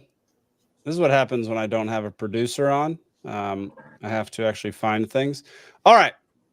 We're going to go to a story that I didn't actually put in the title and didn't prepare anybody for. But it has to do with Trump savior syndrome. And it's a clip from Tim Pool. So we'll play that real quick and discuss it. Can do what we can control, and obviously these are really big questions, and I ask myself sometimes I got to take a step back. What can we control today? We can control working towards November 5th and getting Donald J. Trump back in that White House. That could be a first step towards taking down, as you called it, Ian, the powers that be, and reshuffling that sort of pecking order in a sense, because these are all very big questions. We can start by pushing back on these fake narratives that the Biden campaign is pushing out and working towards getting that man back in office, because as he says, if he loses, I greatly question whether or not we will in fact have a country anymore. At least if he wins, we can start working towards that attainable goal. I kind of feel like whether he wins or not, we will be in for some tumult, is one way to put it. If he wins, you're going to have blue states effectively in revolt. You're going to have international organizations and governments assisting those blue states in whatever way they can, depending on how serious things get. And if Trump loses, well, let's say Trump loses, and all the Trump supporters just go, well, gosh darn it, I guess we lose. Okay, Democrats, do whatever you want. Okay, then the country dissolves instantly. Then it's intentionally destroyed. 100%. Big questions. But dissolves into what exactly? Like a civil war situation, or just? No, I'm saying if Democrats win and we're just like, well, whatever, I guess, then the border disappears. Then crime is running rampant. It becomes Mad Max. It's gonna be Escape from New York. All right. So many things to say about this. First off, Who's that guy? I forget. Let me go look him up. But first off,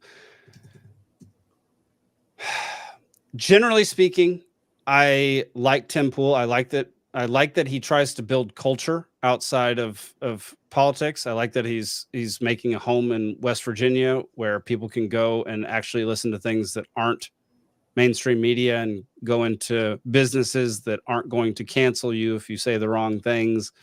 I think that the line of thinking that they go down during a lot of these shows are exactly why the two-party system is still in effect. Because to me, whoever was talking at the beginning, which I can't remember his name right now, but I'll look it up in a second. It's Macaulay Culkin's cousin, I think. Macaulay Culkin's cousin. There we go. It's a childhood trauma. He's basically saying that like Donald Trump will start to fix this country when Donald Trump already had 4 freaking years to start to fix this country and did jack squat with it and let us be locked down and let the governors run rampant all over our basic human rights. Donald Trump will fix nothing. And the fact that these people seem to think that Donald Trump is the answer, or it's a blind spot that, I mean, it's exactly what it says at the bottom here, Trump savior syndrome. They think that for some reason, getting behind Trump and backing Trump will end up with a better United States of America. In no way, shape, or form do I think that's the case at all. It will kick the can down the road for a few more years. Maybe. You know, that's for sure. You know, your 401k will be stabilized. You know, but that's what, I mean, that's his big saving grace, is that, you know, for all his faults, the man knows how to make money. Yeah. Okay. And he can go to these power brokers, you know, these interdimensional reptilian pedos that run the show, and he can tell them, hey, maybe just slow down raping the kids for a few minutes. Let's let these guys get a retirement fund built up. You know, he'll buy us some reprieve for a couple of years. But at the end of the day, like, yeah, is he really going to do the long-lasting things that ultimately matter? No, because he needs Congress for that. Well, I mean, you could dismantle a lot of the executive agencies without Congress, but he's not even going to do that. No, but he put Betsy DeVos in the Department of Ed. So there we go. I mean, if he makes choices that are that good for every cabinet position, then maybe we'd be getting somewhere. But to extend Michael Mouse's analogy of conservatives being progressives driving a speed limit, insofar as that goes, you know, things will get worse slower if Trump is in office compared to if Biden is in office. So that's probably the best thing that you can say for him, is that he won't actively destroy the institutions of liberty as quickly as the Democrats would. Yeah, I mean, that's fairly true. I mean, he didn't completely destroy America the first time he was around. Right. And as long as the dollar is the prevalent currency, he'll make it more valuable. My issue with what they're saying is that one of my issues with what they're saying is that if Trump doesn't get elected, it's the end of America, which is what I think people is exactly what the Democrats do with Trump getting elected. Like, Tim is supposed to be an independent thinker and think and challenge people on the right and the left, because he gets offended when you call him a conservative. He doesn't consider himself a conservative. He doesn't consider himself a Republican, but he also doesn't consider himself a Democrat anymore.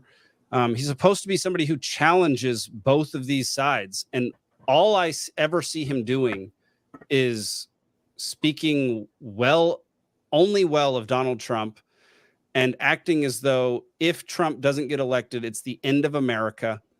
And it will be like, the borders will just immediately open. There will be no more borders. We'll just be overrun by immigrants. Clinton didn't open them. Like Bill Clinton wasn't the one that opened them. I mean, honestly. Yeah, I mean, the funny thing about that is that Obama had the nickname Deporter in Chief. Like, he was doing more deportations than any other president. Yeah. Yeah. Yeah. That's right. Like I said, like I followed Tim Pool for a few years now, and he used to have a decent thought on both sides of an argument. And he is just so pro-Trump now that it's almost, I mean, it's really weird. It's weird seeing guys like him being like that, and Vivek Ramaswamy. Yeah. You know, because it's there. You could tell that, you know, these just a year ago were men of integrity, right? And it's almost like they're scared, and it's caused them to come off of their own foundational principles, just to like, hey, let's kick the can down the road just a little bit longer until we can figure some things out. Yeah, no, I think you're being a little bit unfair to Vivek, because obviously he's playing the game, but I think he's playing it in a way that actually is good for liberty. Like you saw, like we watched a clip on this podcast of the night after Vivek endorsed Trump.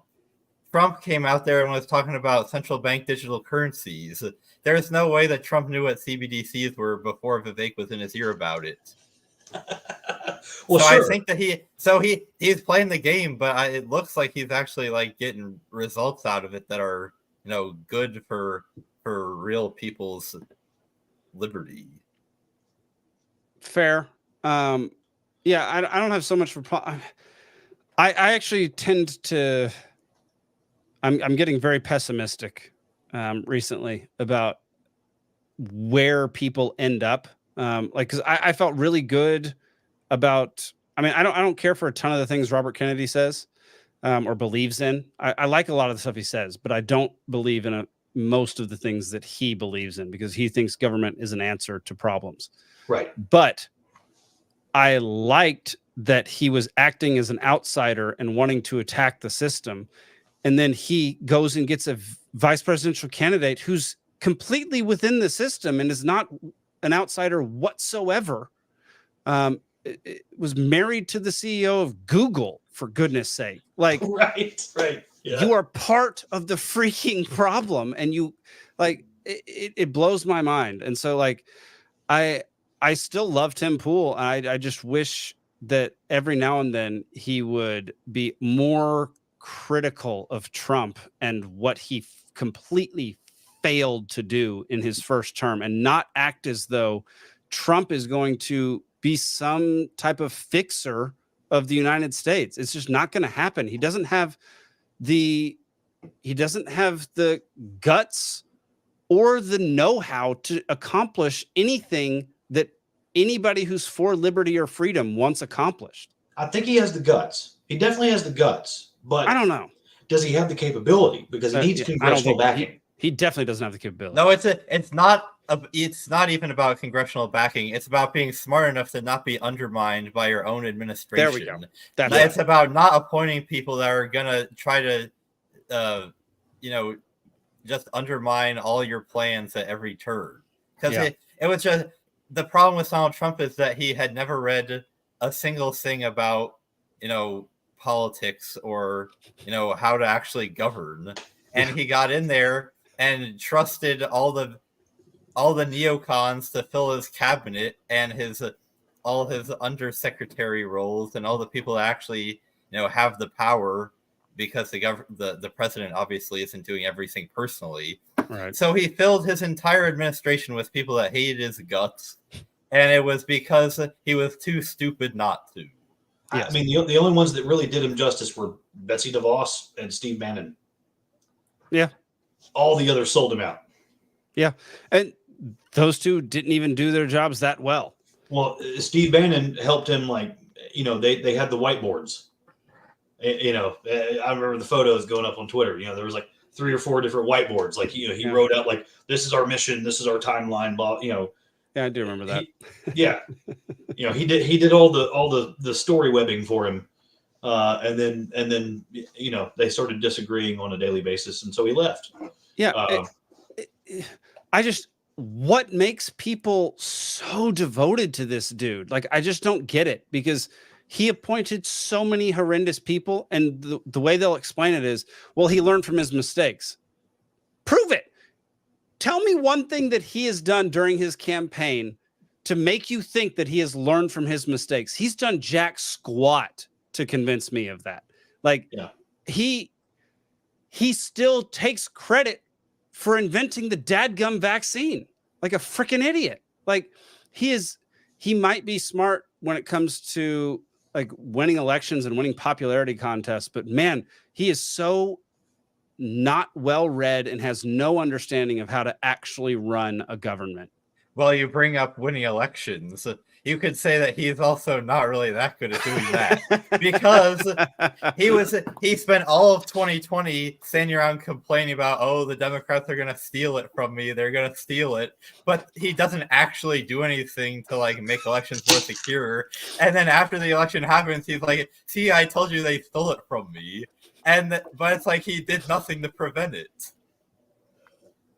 Was he playing the long game, Zane? Was he like, I'll just take this loss? Like, I know I'm going to lose. I know how to win, but I'm going to just let myself lose so that I can have a great comeback story. Yeah, you think that was? It's all 4D chess. Yeah, it's really 5D at this point. Can we go to 6D? Can we just do 6D? Like, I think that makes the most sense.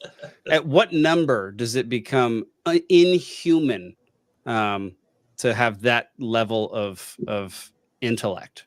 You know, is it 7, 8D? What's 8D chess? Is that playing with aliens from a different universe? Like, what are we doing here? It's definitely something to do with aliens.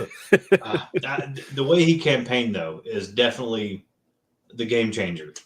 Well, yeah. I mean, you know, I'm not going to lie. He's hilarious. Telling Ted Cruz in front of the world and 17 other Republican candidates that his wife looks like a dog.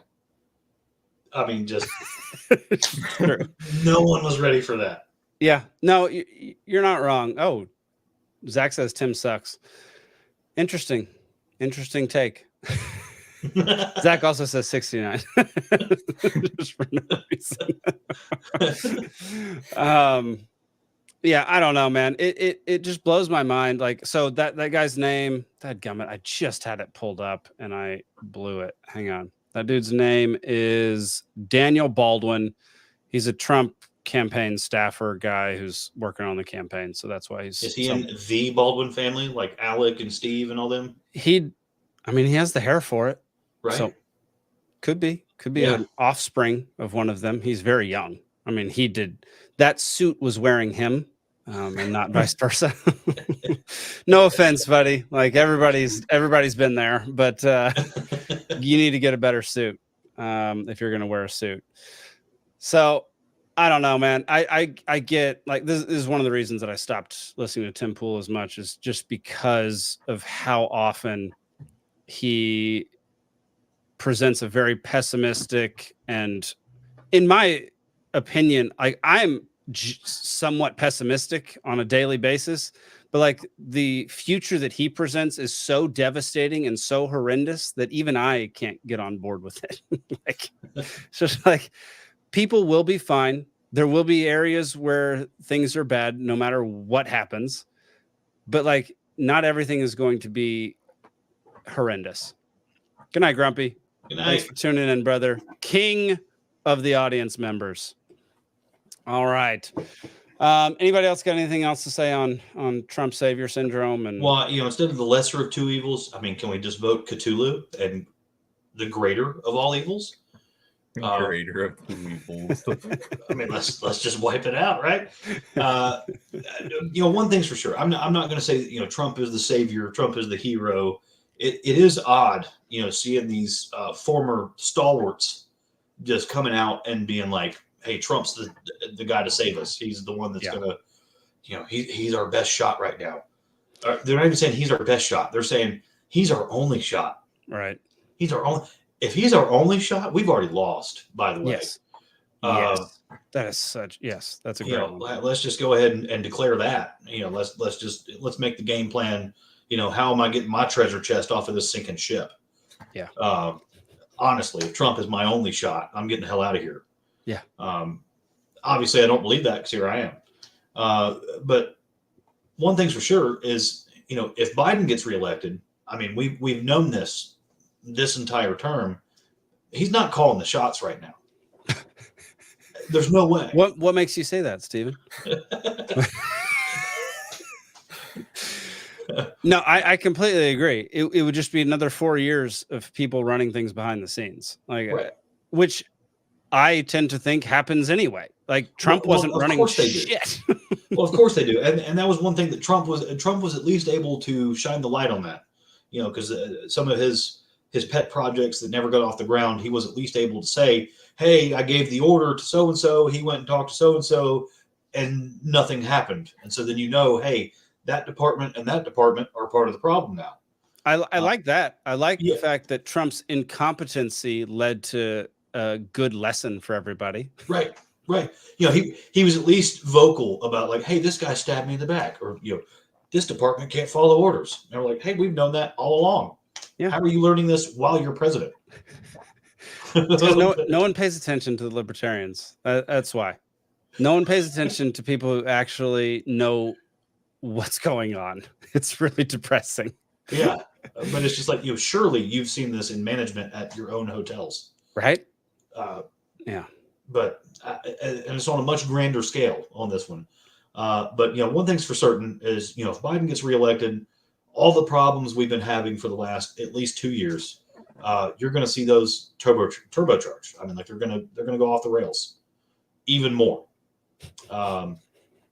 And I'm not going to say it's going to be, total Mad Max and, total degradation of society, but we're going to continue down that path. Right. Trump would at least give us a slight turn off of that path. Yeah. Maybe. I don't know. I just don't believe in the full disintegration of all civility ever. Like turning America into Mad Max. Just think of the scale of that Mad Max movie. It'd be, dude, the number of rednecks that would jerry rig some ridiculous vehicle to travel across the country in order to get water. I mean, it'd be entertaining. Somebody would make a TV show about it if there was still TV in the Mad Max future. It would be very entertaining. I just don't agree with the disintegration into nothing just because Trump doesn't get elected. Like, I think that's insane. Right. I think that's crazy. He's not the deciding factor. Again, a lot of that stuff comes from the local level. So it's going to be your state legislator, your governors. Georgia, we do have a Georgia Defense Force that does not answer to the federal government or the National Guard. They're actually not even sworn to the U.S. Constitution. They are sworn to the Georgia Constitution. They answer to our governor. There we go. Back in the 80s, the GBI thought they were actually a terror cell. But who cares about the GBI? Well, the GBI. Right. There you go. But just painting the picture there. There's several other southern states that have their own defense force as well. So to declare like a total Mad Max scenario, it's not really going to happen. Yeah, I agree. All right, we're going to get to this next story. This is going to sound like the end of the show because it's going to be so comical, but we're going to get to it anyway. So, libs of TikTok shared, no, this isn't parody. A bunch of Marxists and their fellow comrades held a convention in Australia to discuss their anti-capitalist social revolutionary ideas and every single other buzzword. They also think people like Elon Musk aren't making a difference in the world and they're going to prevent World War III. Don't worry, though. They all remembered to wear their masks. So here's here's the video. My favorite thing about Marxism is learning about all the inspiring struggles that people and workers all over the world, people fighting back, resisting the system, asking for more than what the bosses are giving you. There's so many wonderful people to talk about radical politics with.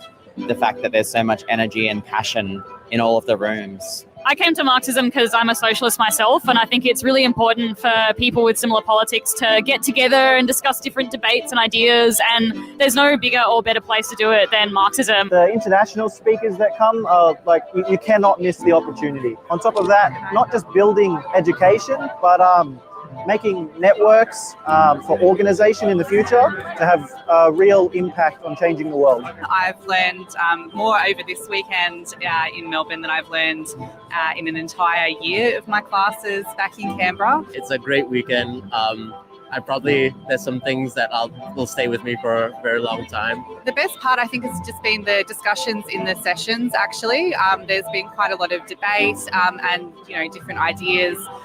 So it's not just passively being lectured to, but there's people actively contributing, and I've really enjoyed that.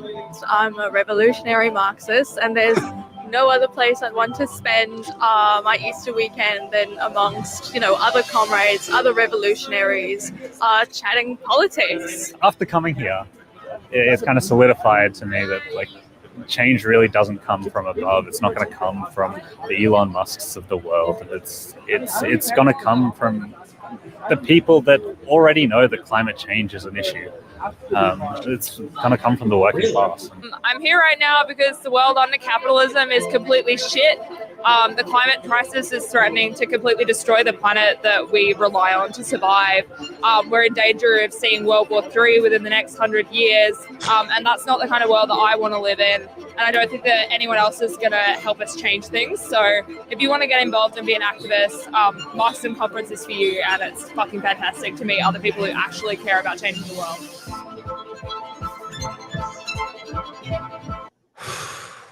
Wow. Okay, Oh my so God.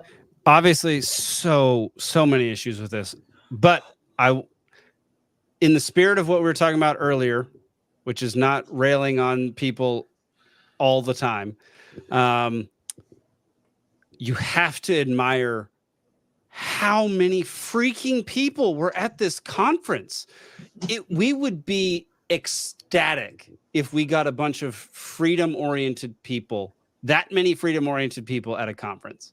Right. Like that never happens. The fact that they're so organized and passionate is pretty admirable in a way. It's just really sad that they're so passionate about something that literally murders tens and hundreds of millions of people. I mean, you say that it never happens that we get that big of conferences for liberty, but I'd say that we actually do. Like when I was at PorkFest last year, that was 3,000 people. We've Okay. libertarians have our convention circuit that's pretty well attended, Okay. and I would actually say, especially if you leave aside the parts where they were actually saying what their ideas are, because all the ideas are really stupid. But the first part of the video where they were just talking about in general the fact that they were really excited to be at a place where they were talking about all these ideas and with people that were like-minded and blah blah blah, how much they like being at this conference, I can actually really respect that, because that's radical libertarians are radical in our politics too, and all of us are here because we really care about the ideas. Us and them have a very important similarity, which is that we are really the only people that actually care about the ideas. It's just that they have somehow come to conclusions that are really terrible. Yeah. Yeah. Fair enough.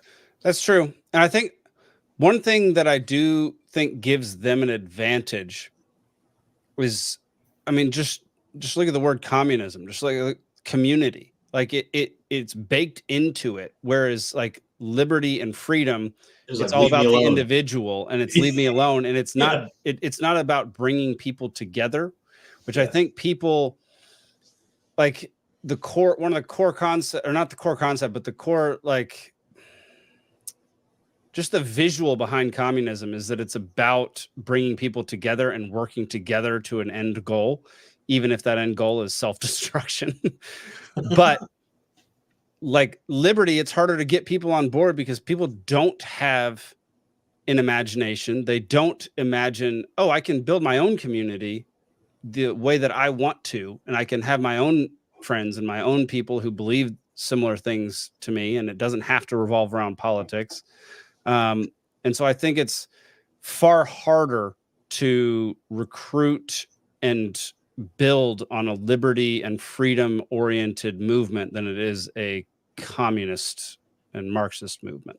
Well, let's not get carried away, because even though there were a lot of people in that video, it's not like there's a superabundance of card-carrying communists. So any radical political organization, I mean, the jokes are endless about how each of the 100 different communist parties, it's like 3 people and their dog.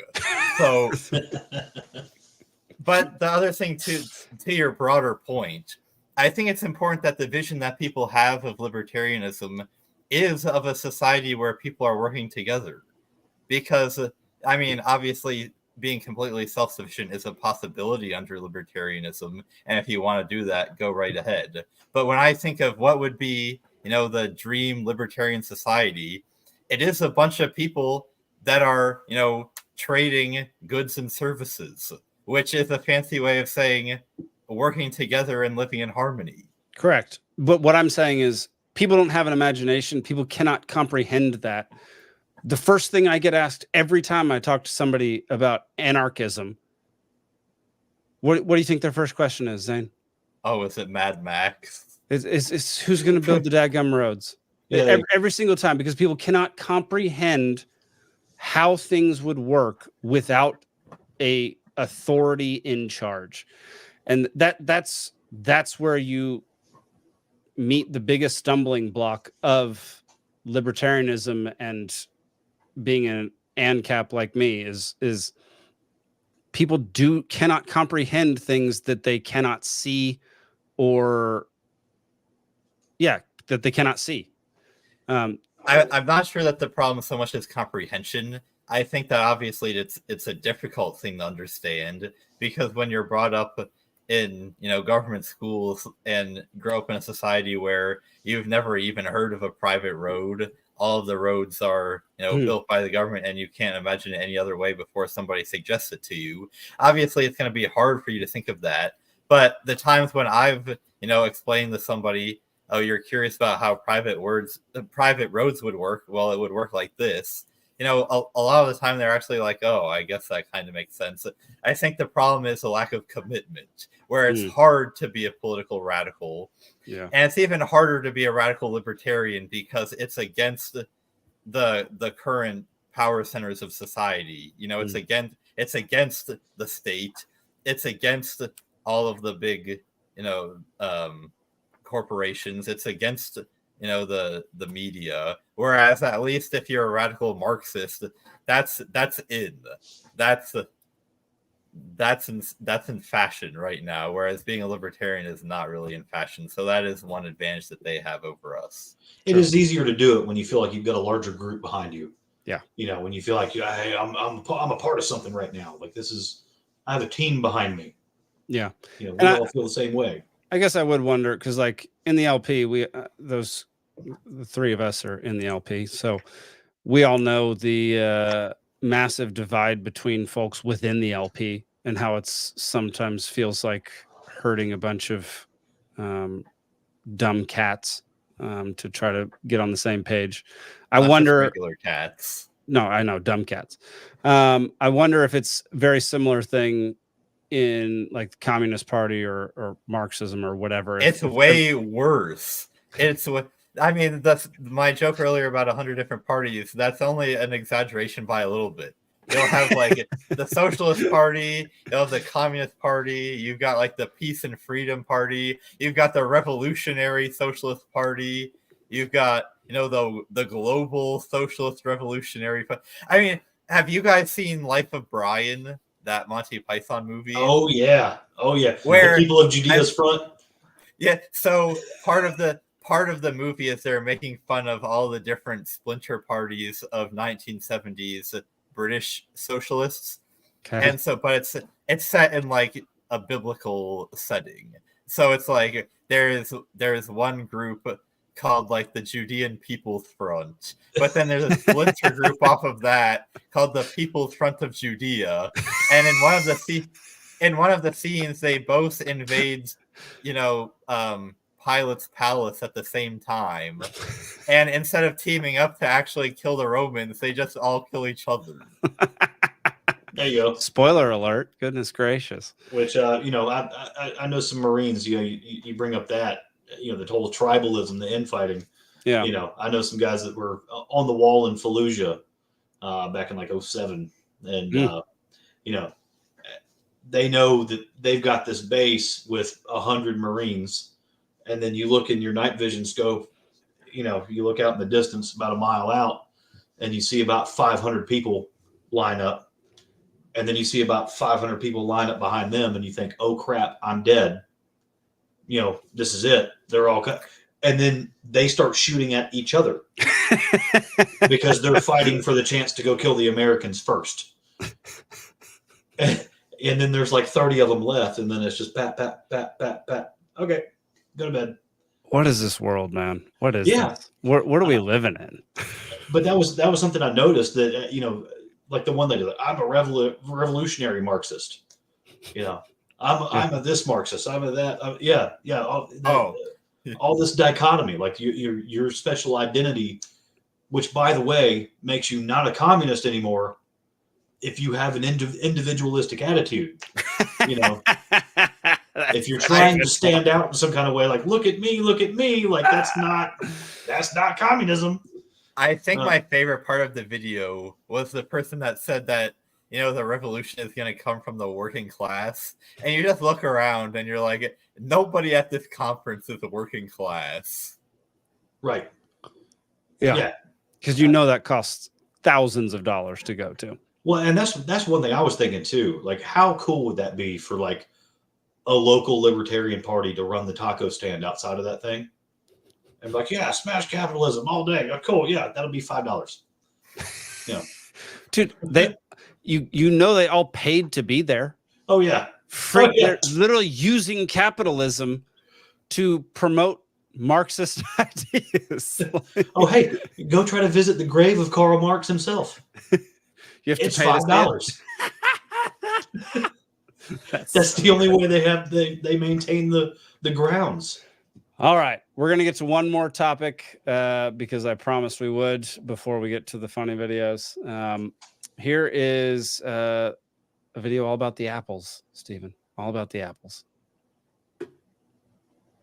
Perry, who was a singer, and her husband, I believe his name is Orlando Bloom, bought the Bragg's apple cider vinegar company, and they have teamed up with Bill Gates and now are using his A-Peel apples. Now, let me sort of educate the audience a little bit about what A-Peel is. A-P-E-E-L. It uses monosaccharides and disaccharides, which are byproducts of all oil processing. Okay, so the byproducts of, things like soybean oil, canola oil, which are very harmful to the body. And these byproducts are trans fats. This is really important. They're trans fats. Trans fats in most countries, all of Europe, are banned. And the reason why they're banned is because they cause coronary heart disease. What's your position as somebody who understands the land, respects the land, who's growing, showing people how to grow? What's your position on watching somebody buy this amount of land with that type of intention behind it? Katie. Ooh, so I have heard that the Bragg's people were compromised. I didn't know that Legolas freaking betrayed us, and now he's with the Uruk-hai. And wow, yeah, that's fascinating. Yeah, it's strange. I've seen a few things about these A-Peel apples recently. One being Whole Foods. I think it was Whole Foods. It was one of the healthier Sprouts. No, I think it was Whole Foods. Basically said, like, we sell, local apples. We sell the healthy apples, the ones that are good for you. And somebody was able to scratch off a label from one of the bags of apples, and it had the A-Peel logo underneath it. And so they were like, don't buy apples at Whole Foods. I just found this to be extremely interesting. Just based on what Bill Gates has been promoting for the past 30, 40 years, and there you go. And the actions that he's taken across the world, and his stance on things like vaccines and COVID and world population. The fact that he owns an insane amount of farmland and is now selling his apples to an apple cider vinegar company that was well known for giving you massive health benefits. Yeah, because it's got the mother. Yeah, still in the bottle. Yeah. It's got the enzymes. Yeah, that you need. And now I took it religiously for years, and it did wonders for me. Yeah, it got me off of antacids. I'm sure it used to be great, but I'm certain it's now compromised, and you should not be drinking that crap anymore. And that's probably also why you now see it at Sam's Club. Sadly enough. Really? Is it really there? Yeah, because that stuff's expensive. It's not cheap. Well, they got the pills at Sam's Club now, and those are, like $50 for like 3 months of it. I want to hear Zane's. Does Zane have any thoughts on this? I mean, I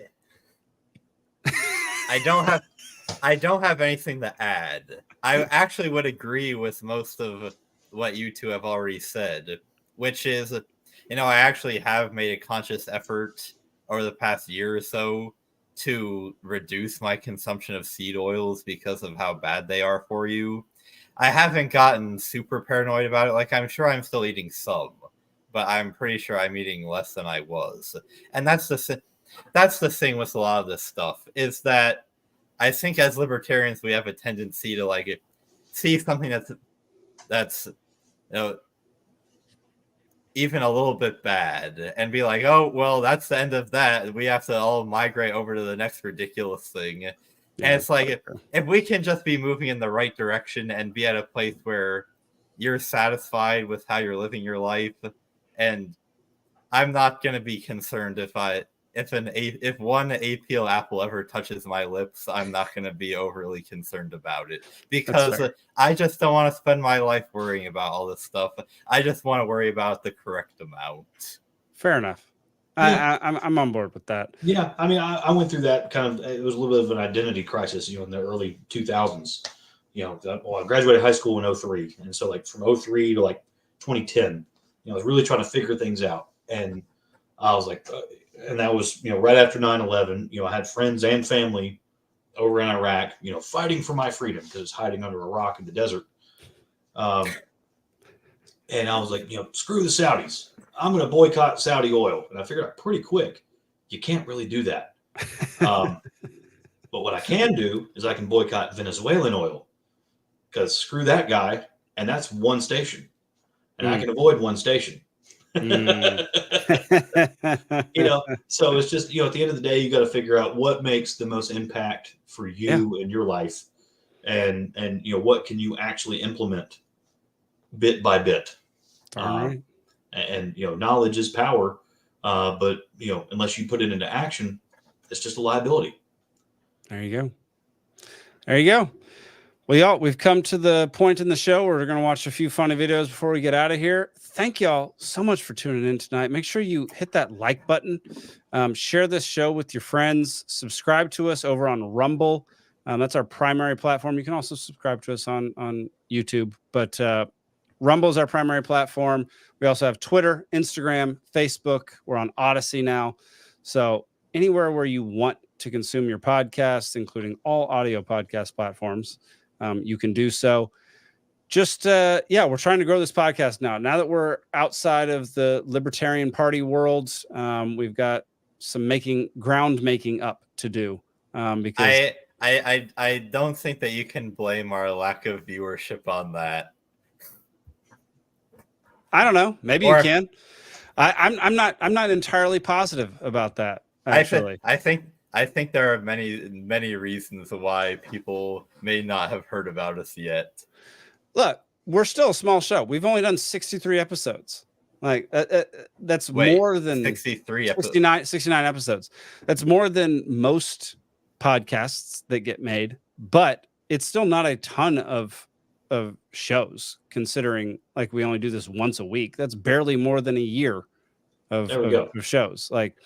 It's not like we've been doing this for very long, and we don't do it more than once a week. So I'm not overly concerned about our viewership at the moment. I love the viewers that we have. I love that everybody interacts with us. It's fantastic, and I have a really great time making the show.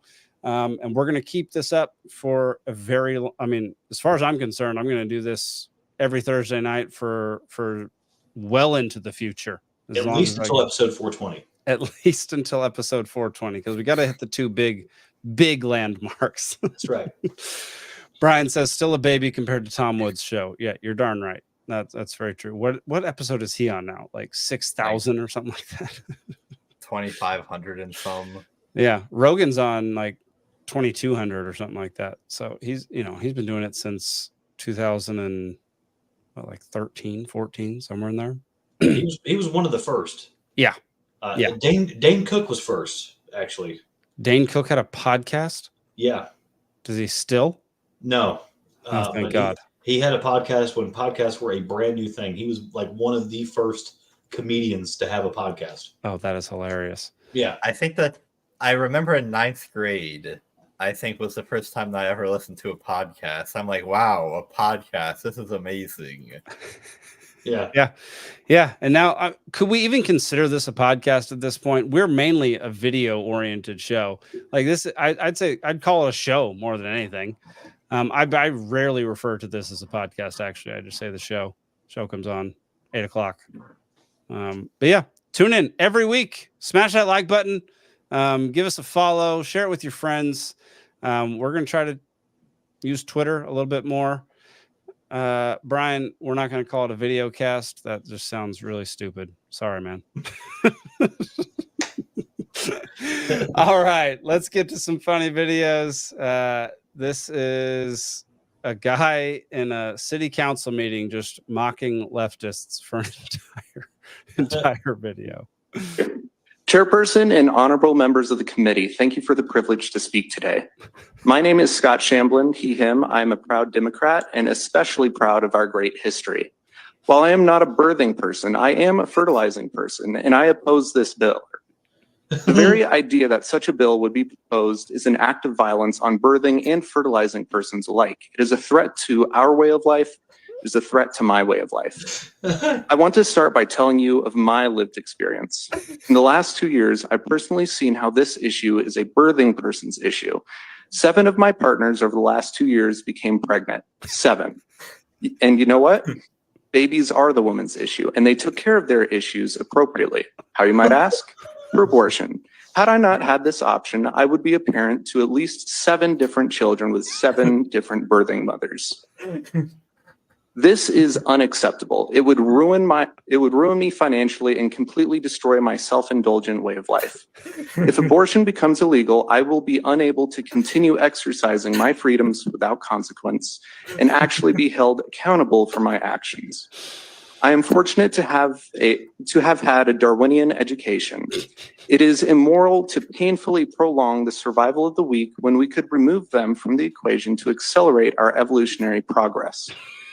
I am a proud supporter of Planned Parenthood's legacy. It's doing exactly as our former. Thank you. Chairperson and honorable. Wow. I thought that was absolutely fantastic. Perfectly worded. He wrote that so well. Yeah. A fun fact, Margaret Sanger, the founder of Planned Parenthood, was pen pals with Hitler. That's not surprising in the least, considering what she designed Planned Parenthood to do. That they were loving pen pals. Oh, great. Yeah. Great. Okay. Well, you learned something new. All right. This is by far my favorite story of the week. A Texas man changes name to literally anybody else and plans to run for president. Dadgummit. Go away. Okay, there we go. So this guy, what was his actual name? Yeah, Dustin Eby changed his name to literally anybody else and is going to try to get on the ballot in Texas. Yeah, too bad he's not going to be able to get on the ballot. No, but it's still the funniest prank ever played that might not ever get played. Absolutely hilarious. Legend for doing it. Let's see what we got next. Oh yeah, we got a great comedy bit. Here we go. I'm a Democrat, but the Democrats do suck because they don't ever do what we want them to do, right? Being a Democrat and a progressive is like talking to Alexa. You're like, hey, Democrats, could we get student debt loan forgived? And they're like, I'm sorry, I don't think I heard you right. Did you say start a war with Iran?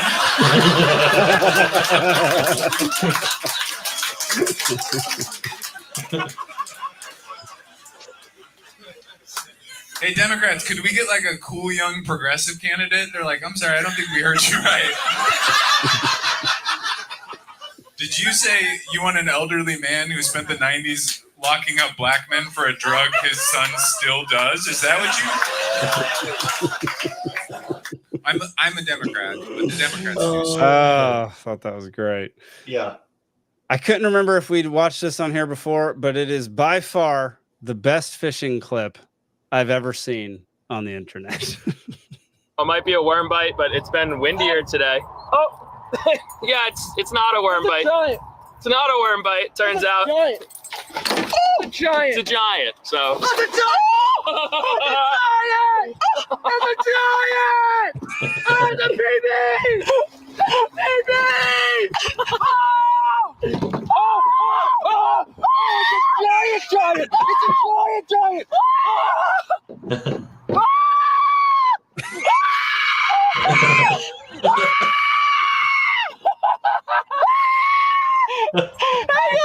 This is my biggest bass ever! Like, you know, my Those dudes are just so ecstatic about catching a giant bass. I thought it was freaking hilarious. Final video of the night. Here is a guy singing about his Tinder woes. How come every boring person on Tinder claims they love going on adventures? But when I ask if they want to travel to Cambodia to excavate the long-lost artifacts of Batam Bang, or we can hold a seance with someone Krasu, the ghost of the girl who haunts the land, who floats around with her insides out and eats all the farmer's cattle. The scattered spirit marine prevent a group of local pirates finding the artifacts before we do, and selling them on the black market as we infiltrate their basement, shoot them in the face and give them a taste of our fist. Find out Cassie was in on the job and she's the boss. What a shovel on twist, and now we have to take her down using the power of friendship to blow the place to smithereens and make it to the copper just in time and ride off into the sunset. I get blocked. Oh, that is perfect. Oh. So good. So freaking good. I mean, that dude was talented, man. That could have been a catchy song. Oh, yeah. Oh, man. All right. Well, y'all, that's been our show for today. Make sure to come back every week, Thursday night, 8 p.m. You can also watch this at a later time. You don't have to watch it live. You can listen to it later. You can watch it later. You can watch it now and watch it later. You can watch it twice. You can tell all your friends to watch it twice. Yeah, we really appreciate everybody who watches this show. We love making it. We're going to continue to make it. We're very happy about this new trajectory. I'm going to speak for everybody else in this regard. We're very happy about this new trajectory. Oh, absolutely. Yeah. Yeah. Still repping my set. Heck yeah. Still repping my set, yeah. but you know. Oh, yeah, we're still very liberty and freedom oriented. I wanted a little more freedom than what the Libertarian Party has to offer. Yeah. Spoken like a true anarchist. There we go. All right. Yeah, make sure to keep tuning in for the Free Georgia podcast on Mondays at 8 p.m. I missed this past week. Y'all, my past week was crazy. So it doesn't matter. I didn't put one out this past Monday. It is what it is. And tune in I can now self-promote a lot more, which is great. Make sure to tune in to the Wrexham Texan every You're Sunday. pretending like you haven't been doing that every episode for the past 50 episodes. Look, if I wanted to do Free Georgia podcast is a libertarian thing. No, I haven't promoted anything else. You've promoted the Wrexham Texan every time. No, I have not. Yes, you have. Like twice. It's been a lot more than twice. No. Yes, it has. No, it has not. It doesn't matter. Go watch the Wrexham Texan every Sunday at noon Eastern. I don't care. It is what it is. All right, everybody. That'll do it for tonight. Love y'all.